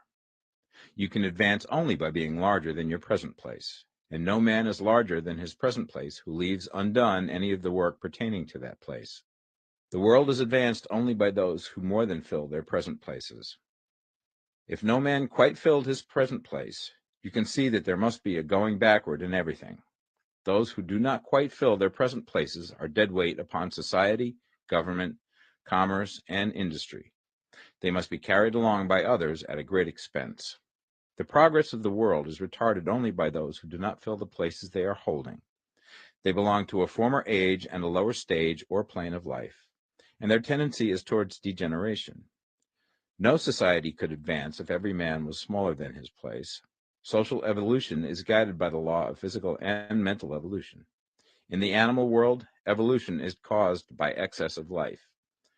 When an organism has more life than can be expressed in the function of its own plane, it develops the organs of a higher plane, and a new species is originated. There never would have been new species had there not been organisms which more than filled their places. The law is exactly the same for you. Your getting rich depends upon your applying this principle to your own affairs. Every day is either a successful day or a day of failure, and it is the successful days which get you what you want. If every day is a failure, you can never get rich, while if every day is a success, you cannot fail to get rich. If there is something that may be done today, and you do not do it, you have failed in so far as that thing is concerned, and the consequences may be more disastrous than you imagine. You cannot foresee the results of even the most trivial act. You do not know the workings of all the forces that have been set moving in your behalf. Much may be depending on your doing some simple act. It may be the very thing which is to open the door of opportunity to very great possibilities. You can never know all the combinations which supreme intelligence is making for you in the world of things and of human affairs. Your neglect or failure to do some small thing may cause a long delay in getting what you want. Do, every day, all that can be done that day. There is, however, a limitation or qualification of the above that you must take into account. You are not to overwork, not to rush blindly into your business in the effort to do the greatest possible number of things in the shortest possible time. You are not to try to do tomorrow's work today, nor to do a week's work in a day. It is really not the number of things you do, but the efficiency of each separate action that counts. Every act is, in itself, either a success or a failure. Every act is, in itself, either effective or inefficient. Every inefficient act is a failure, and if you spend your life in doing inefficient acts, your whole life will be a failure. The more things you do, the worse for you if all your acts are inefficient ones. On the other hand, every efficient act is a success in itself, and if every act of your life is an efficient one, your whole life must be a success. The cause of failure is doing too many things in an inefficient manner, and not doing enough things in an efficient manner. You will see that it is a self-evident proposition that if you do not do any inefficient acts, and if you do a sufficient number of efficient acts, you will become rich. If, now, it is possible for you to make each act an efficient one, you see again that the getting of riches is reduced to an exact science, like mathematics. The matter turns, then, on the questions whether you can make each separate act a success in itself, and this you certainly can do. You can make each act a success because all power is working with you, and all power cannot fail. Power is at your service, and to make each act efficient, you have only to put power into it. Every action is either strong or weak, and when everyone is strong, you are acting in a certain way which will make you rich. Every act can be made strong and efficient by holding your vision while you are doing it, and putting the whole power of your faith and purpose into it. It is at this point that the people fail who separate mental power from personal action. They use the power of the mind in one place and at one time, and they act in another place at another time. So their acts are not successful in themselves. Too many of them are inefficient. But if all power goes into every act, no matter how commonplace, every act will be a success in itself. And as in the nature of things, every success opens the way to other successes, your progress towards what you want and the progress of what you want toward you will become increasingly rapid. Remember that successful action is cumulative in its results. Since the desire for more life is inherent in all things, when a man begins to move towards larger life, more things attach themselves to him, and the influence of his desire is multiplied. Do, every day, all that you can do that day, and do each act in an efficient manner. In saying that you must hold your vision while you are doing each act, however trivial or commonplace, I do not mean to say that it is necessary at all times to see the vision distinctly to its smallest details. It should be the work of your leisure hours to use your imagination on the details of your vision, and to contemplate them until they are firmly fixed upon memory. If you wish speedy results, spend practically all your spare time in this practice. By continuous contemplation, you will get the picture of what you want, even to the smallest details, so firmly fixed upon your mind and so completely transferred to the mind of formless substance, that in your working hours you need only to mentally refer to the picture to stimulate your faith and purpose and cause your best effort to be put forth. Contemplate your picture in your leisure hours until your consciousness is so full of it that you can grasp it instantly. You will become so enthused with its bright promises that the mere thought of it will call forth the strongest energies of your whole being. Let us again repeat our syllabus, and by slightly changing the closing statements, bring it to the point we have now reached. There is a thinking stuff from which all things are made, and which, in its original state, permeates, penetrates, and fills the interspaces of the universe. A thought in this substance produces the thing that is imaged by the thought. Man can form things in his thought, and, by impressing his thought upon formless substance, can cause the thing he thinks about to be created. In order to do this, man must pass from competitive to the creative mind. He must form a clear mental picture of the thing he wants, and do, with faith and purpose, all that can be done each day, doing each separate thing in an efficient manner. Chapter 13, Getting into the Right Business. Success in any particular business depends, for one thing, upon your possessing in a well-developed state the faculties required in that business. Without good musical faculty, no one can succeed as a teacher of music. Without well-developed mechanical faculties, no one can achieve great success in any of the mechanical trades. Without tact and the commercial faculties, no one can succeed in the mercantile pursuits. But to possess in a well-developed state the faculties required in your particular vocation does not ensure getting rich. There are musicians who have remarkable talent and who yet remain poor. There are blacksmiths, carpenters, and so on who have excellent mechanical ability, but who do not get rich. And there are merchants with good faculties for dealing with men who nevertheless fail. The different faculties are tools. It is essential to have good tools, but it is also essential that the tools should be used in the right way. One man can take a sharp saw, a square, a good plane, and so on, and build a handsome article of furniture. Another man can take the same tools and set to work to duplicate the article, but his production will be a botch. He does not know how to use good tools in a successful way. The various faculties of your mind are the tools with which you must do the work which is to make you rich. It will be easier for you to succeed if you get into a business for which you are well equipped with mental tools. Generally speaking, you will do best in that business which will use your strongest faculties, the one for which you are naturally best fitted. But there are limitations to this statement also. No man should regard his vocation as being irrevocably fixed by the tendencies with which he was born.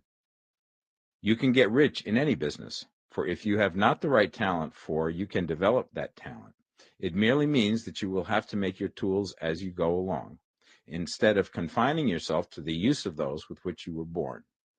It will be easier for you to succeed in a vocation for which you already have the talents in a well-developed state, but you can succeed in any vocation, for you can develop any rudimentary talent, and there is no talent of which you have not at least the rudiment.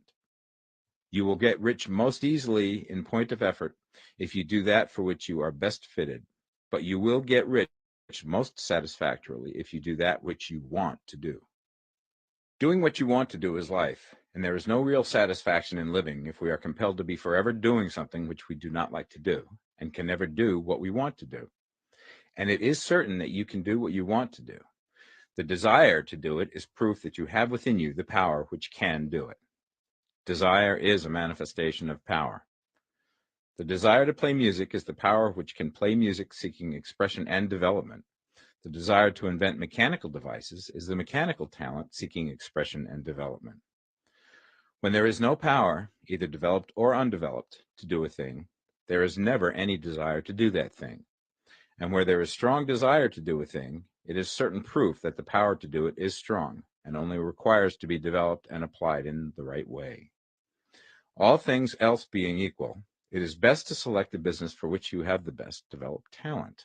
But if you have a strong desire to engage in any particular line of work, you should select that work as the ultimate end at which you aim.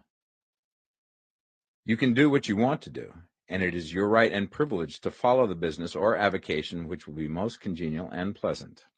You are not obliged to do what you do not like to do, and should not do it except as a means to bring you to the doing of the thing you want to do. If there are past mistakes whose consequences have placed you in an undesirable business or environment, you may be obliged for some time to do what you do not like to do. If you feel that you are not in the right vocation, do not act too hastily in trying to get into another one. The best way, generally, to change business or environment is by growth. Do not be afraid to make a sudden and radical change if the opportunity is presented, and you feel after careful consideration that it is the right opportunity. But never take sudden or radical action when you are in doubt as to the wisdom of doing so. There is never any hurry on the creative plane, and there is no lack of opportunity. When you get out of the competitive mind, you will understand that you never need to act hastily. No one else is going to beat you to the thing you want to do. There is enough for all. If one space is taken, another and a better one will be opened for you a little further on. There is plenty of time. When you are in doubt, wait. Fall back on the contemplation of your vision, and increase your faith and purpose.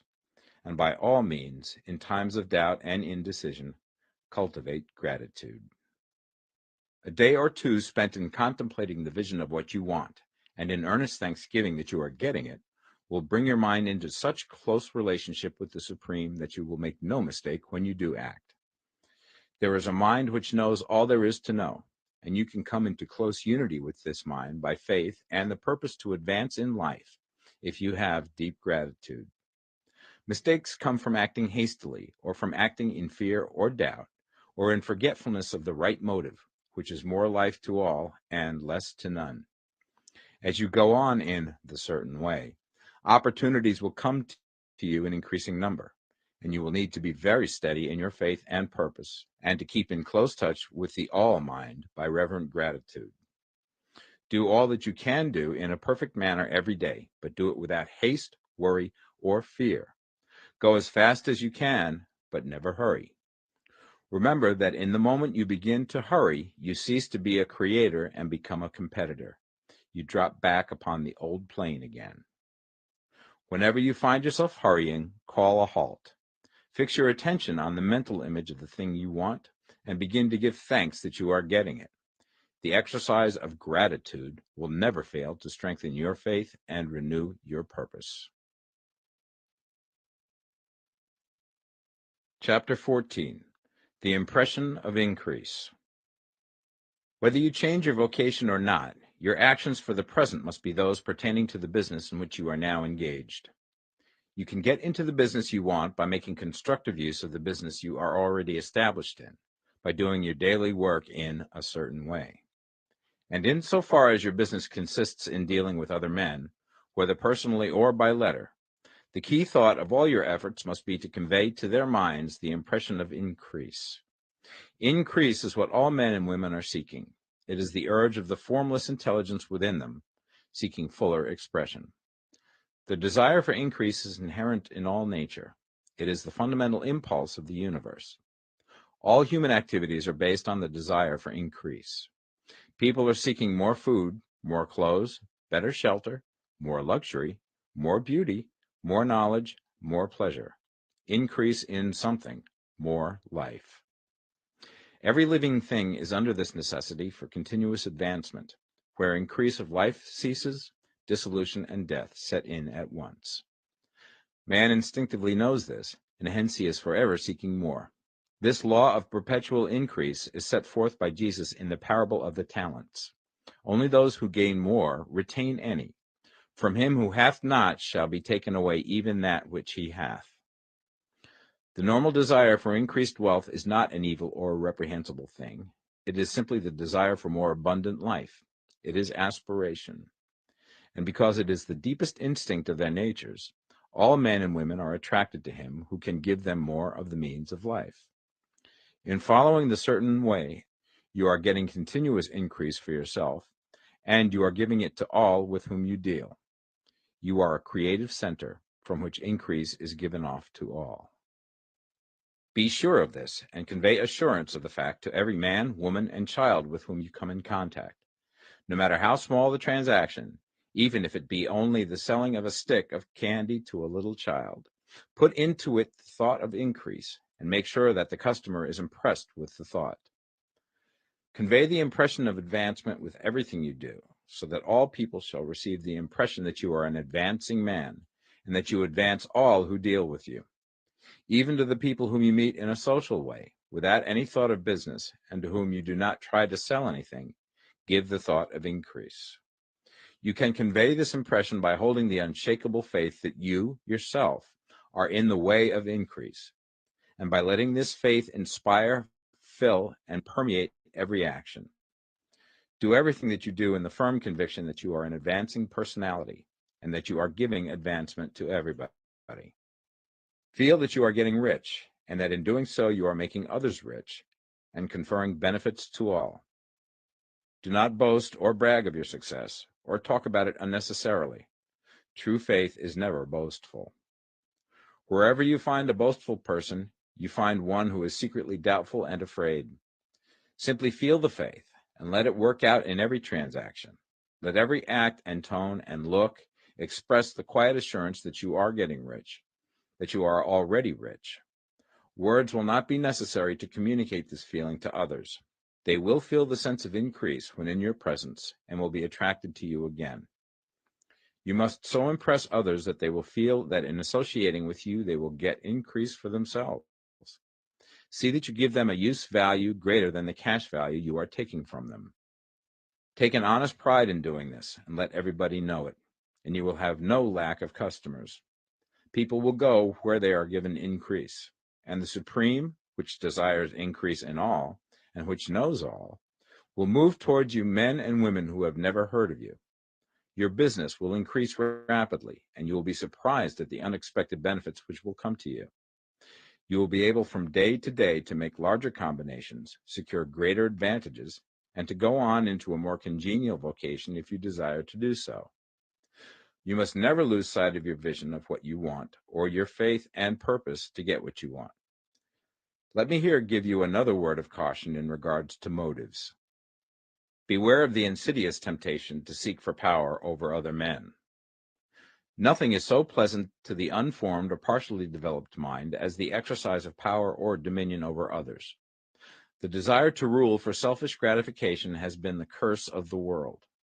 For countless ages, kings and lords have drenched the earth with blood in their battles to extend their dominions. This not to seek more life for all, but to get more power for themselves. Today, the main motive in the business and industrial world is the same. Men marshal their armies of dollars and lay waste the lives and hearts of millions in the same mad scramble for power over others. Commercial kings, like political kings, are inspired by the lust for power. Jesus saw in this desire for mastery the moving impulse of that evil world he sought to overthrow. Read the 23rd chapter of Matthew and see how he pictures the lust of the Pharisees to be called master, to sit in the high places, to domineer over others, and to lay burdens on the backs of the less fortunate. And note how he compares this lust for dominion with the brotherly seeking for the common good to which he calls his disciples. Look out for the temptation to seek for authority, to become a master, to be considered as one who is above the common herd, to impress others by lavish display, and so on. The mind that seeks for mastery over others is the competitive mind, and the competitive mind is not the creative one. In order to master your environment and your destiny, it is not at all necessary that you should rule over your fellow men, and indeed, when you fall into the world's struggle for the high places, you begin to be conquered by fate and environment, and your getting rich becomes a matter of chance and speculation. Beware the competitive mind. No better statement of the principle of creative action can be formulated than the favorite declaration of the late Golden Rule Jones of Toledo.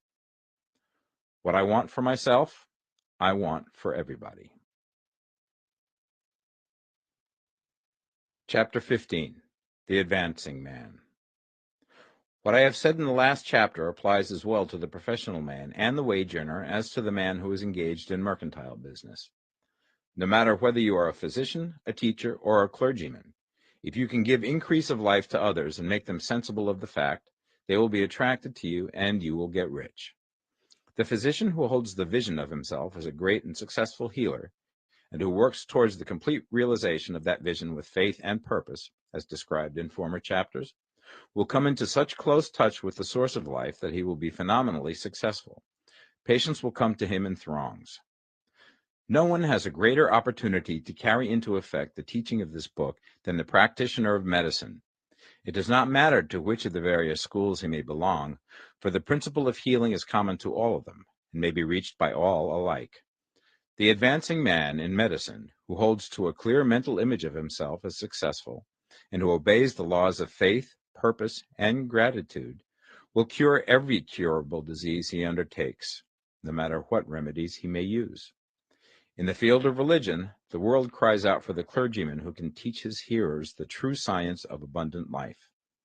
He who masters the details of the science of getting rich, together with the allied sciences of being well, of being great, and of winning love, and who teaches these details from the pulpit, will never lack for a congregation.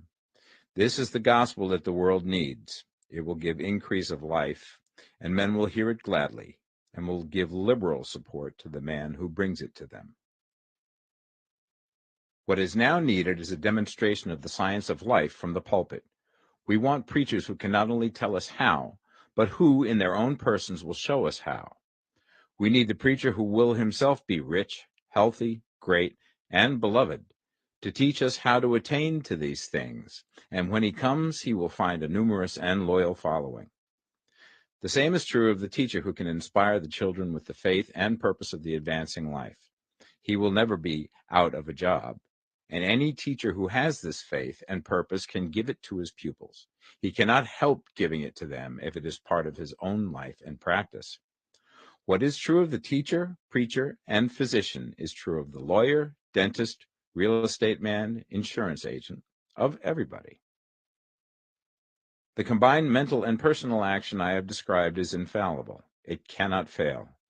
Every man and woman who follows these instructions steadily, perseveringly, and to the letter will get rich. The law of the increase of life is as mathematically certain in its operation as the law of gravitation. Getting rich is an exact science. The wage earner will find this as true of his case as of any others mentioned. Do not feel that you have no chance to get rich because you are working where there is no visible opportunity for advancement, where wages are small and the cost of living high. Form your clear mental vision of what you want and begin to act with faith and purpose. Do the work that you can do every day and do each piece of work in a perfectly successful manner. Put the power of success and the purpose to get rich into everything that you do. But do not do this merely with the idea of currying favor with your employer in the hopes that he or those above you will see your good work and advance you. It is not likely that they will do so. The man who is merely a good workman, filling his place to the very best of his ability and satisfied with that, is valuable to his employer, and it is not to the employer's interest to promote him. He is worth more where he is. To secure advancement, something more is necessary than to be too large for your place. The man who is certain to advance is the one who is too big for his place, and who has a clear concept of what he wants to be, who knows that he can become what he wants to be, and who is determined to be what he wants to be. Do not try to more than fill your present place with a view to pleasing your employer. Do it with the idea of advancing yourself. Hold the faith and purpose of increase during work hours, after work hours, and before work hours. Hold it in such a way that every person who comes in contact with you, whether foreman, fellow workman, or social acquaintance, will feel the power of purpose radiating from you, so that everyone will get the sense of advancement and increase from you. Men will be attracted to you, and if there is no possibility for advancement in your present job, you will very soon see an opportunity to take another job. There is a power which never fails to present opportunity to the advancing man who is moving in obedience to law. God cannot help helping you if you act in a certain way. He must do so in order to help himself. There is nothing in your circumstances or in the industrial situation that can keep you down. If you cannot get rich working for the Steel Trust, you can get rich on a 10-acre farm. And if you begin to move in the certain way, you will certainly escape from the clutches of the Steel Trust and get on to the farm or wherever else you wish to be. If a few thousands of its employees would enter upon the certain way, the Steel Trust would soon be in a bad plight. It would have to give its working men more opportunity or go out of business. Nobody has to work for a trust. The trusts can keep men in so-called hopeless conditions only so long as there are men who are too ignorant to know of the science of getting rich, or too intellectually slothful to practice it. Begin this way of thinking and acting, and your faith and purpose will make you quick to see any opportunity to better your condition. Such opportunities will speedily come, for the Supreme, working in all and working for you, will bring them before you. Do not wait for an opportunity to be all that you want to be. When an opportunity to be more than you are now is presented, and you feel impelled toward it, take it. It will be the first step towards a greater opportunity. There is no such thing possible in this universe as a lack of opportunities for the man who is living the advancing life. It is inherent in the constitution of the cosmos that all things shall be for him and work together for his good, and he must certainly get rich if he acts and thinks in the certain way. So let wage-earning men and women study this book with great care and enter with confidence upon the course of action it prescribes. It will not fail. Chapter 16. Some Cautions and Concluding Observations. Many people will scoff at the idea that there is an exact science of getting rich. Holding the impression that the supply of wealth is limited, they will insist that social and governmental institutions must be changed before even any considerable number of people can acquire a competence. But this is not true. It is true that existing governments keep the masses in poverty, but this is because the masses do not think and act in the certain way. If the masses begin to move forward as suggested in this book, neither governments nor industrial systems can check them. All systems must be modified to accommodate the forward movement. If the people have the advancing mind, have the faith that they can become rich, and move forward with the fixed purpose to become rich, nothing can possibly keep them in poverty.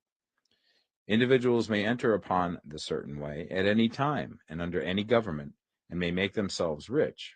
And when any considerable number of individuals do so under any government, they will cause the system to be so modified as to open the way for others.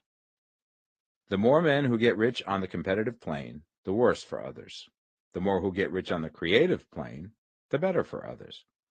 The economic salvation of the masses can only be accomplished by getting a large number of people to practice the scientific method set down in this book and become rich. These will show others the way and inspire them with a desire for real life, with the faith it can be attained, and with the purpose to attain it. For the present, however, it is enough to know that neither the government under which you live, nor the capitalistic or competitive system of industry can keep you from getting rich. When you enter upon the creative plane of thought, you will rise above all these things and become a citizen of another kingdom. But remember that your thought must be held upon the creative plane. You are never for an instant to be betrayed into regarding the supply as limited, or into acting on the moral level of competition. Whenever you do fall into old ways of thought, correct yourself instantly, for when you are in the competitive mind, you have lost the cooperation of the mind of the whole. Do not spend any time in planning as to how you will meet possible emergencies in the future, except as the necessary policies may affect your actions today. You are concerned with doing today's work in a perfectly successful manner, and not with emergencies which may arise tomorrow. You can attend to them as they come. Do not concern yourself with questions as to how you shall surmount obstacles which may loom upon your business horizon, unless you can see plainly that your course must be altered today in order to avoid them. No matter how tremendous an obstruction may appear at a distance, you will find that if you go on in the certain way, it will disappear as you approach it, or that a way over, through, or around it will appear.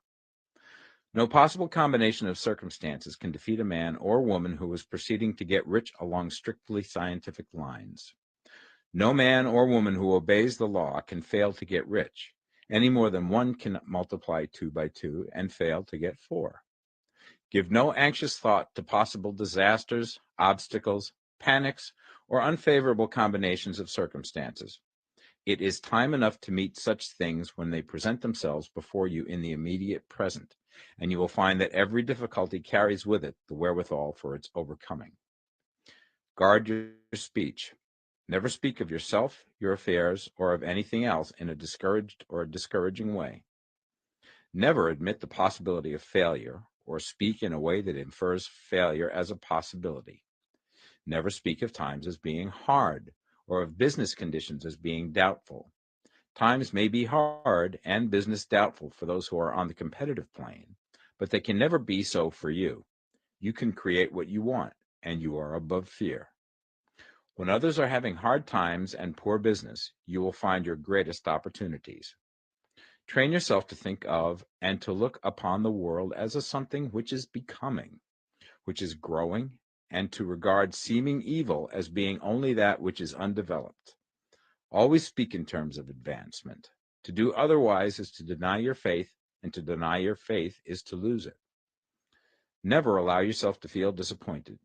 You may expect to have a certain thing at a certain time and not get it at that time, and this will appear to you like failure. But if you hold to your faith, you will find that the failure is only apparent. Go on in the certain way, and if you do not receive that thing, you will receive something so much better that you will see that the seeming failure was really a great success. A student of this science had set his mind on making a certain business combination which seemed to him at the time to be very desirable, and he worked for some weeks to bring it about. When the crucial time came, the thing failed in a perfectly inexplicable way. It was as if some unseen influence had been working secretly against him. He was not disappointed. On the contrary, he thanked God that his desire had been overruled, and went steadily on with a grateful mind. In a few weeks, an opportunity so much better came his way that he would not have made the first deal on any account, and he saw that a mind which knew more than he knew had prevented him from losing the greater good by entangling himself with the lesser. That is the way every seeming failure will work out for you, if you keep your faith, hold to your purpose, have gratitude, and do every day all that can be done that day, doing each separate act in a successful manner. When you make a failure, it is because you have not asked for enough. Keep on, and a larger thing than you were seeking will certainly come to you. Remember this. You will not fail because you lack the necessary talent to do what you wish to do. If you go on as I have directed, you will develop all the talent that is necessary to the doing of your work. It is not within the scope of this book to deal with the science of cultivating talent, but it is as certain and simple as the process of getting rich. However, do not hesitate or waver for fear that when you come to any certain place, you will fail for lack of ability. Keep right on, and when you come to that place, the ability will be furnished to you. The same source of ability which enabled the untaught Lincoln to do the greatest work in government ever accomplished by a single man is open to you. You may draw upon all the mind there is for wisdom to use in meeting the responsibilities which are laid upon you. Go on in full faith. Study this book. Make it your constant companion until you have mastered all the ideas contained in it. While you are getting firmly established in this faith, you will do well to give up most recreations and pleasure, and to stay away from places where ideas conflicting with these are advanced in lectures or sermons. Do not read pessimistic or conflicting literature or get into arguments upon the matter. Do very little reading, outside of the writers mentioned in the preface. Spend most of your leisure time in contemplating your vision, and in cultivating gratitude, and in reading this book.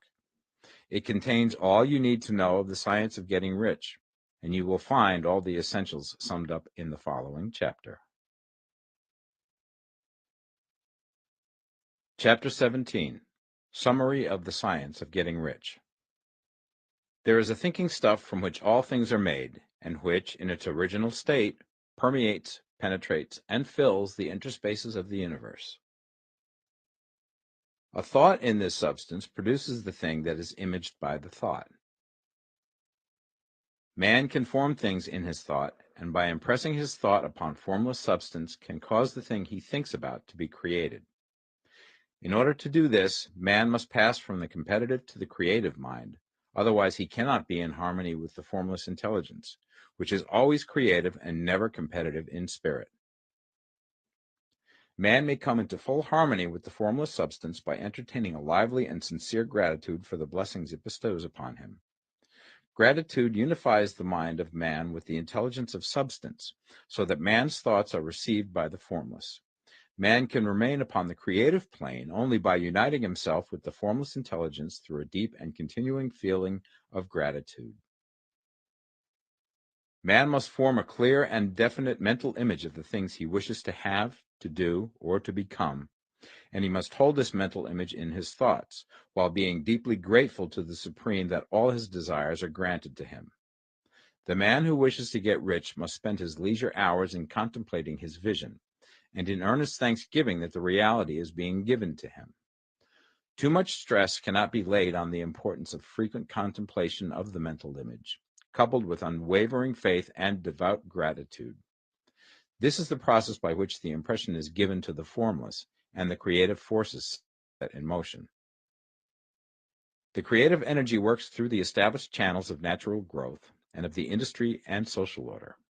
All that is included in his mental image will surely be brought to the man who follows the instructions given above, and whose faith does not waver. What he wants will come to him through the ways of established trade and commerce.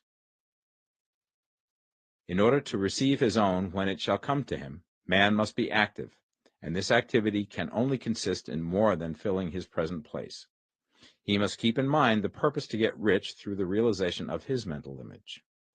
And he must do, every day, all that can be done that day, taking care to do each act in a successful manner. He must give to every man a use value in excess of the cash value he receives, so that each transaction makes for more life, and he must so hold the advancing thought that the impression of increase will be communicated to all with whom he comes in contact. The men and women who practice the foregoing instructions will certainly get rich, and the riches they receive will be in exact proportion to the definiteness of their vision, the fixity of their purpose, the steadiness of their faith, and the depth of their gratitude.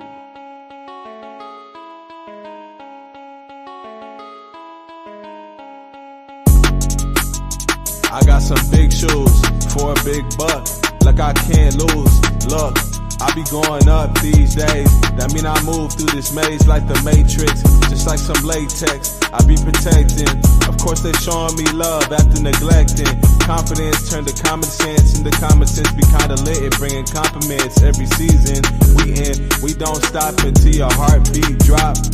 Come on, like when the ball drop at New Year's Eve. I got some big shoes, my balls dropped at 13. They try and cut me down cause I be shining like Christmas tree. I always been a star, maybe I gotta be. And I don't go too hard unless I got to.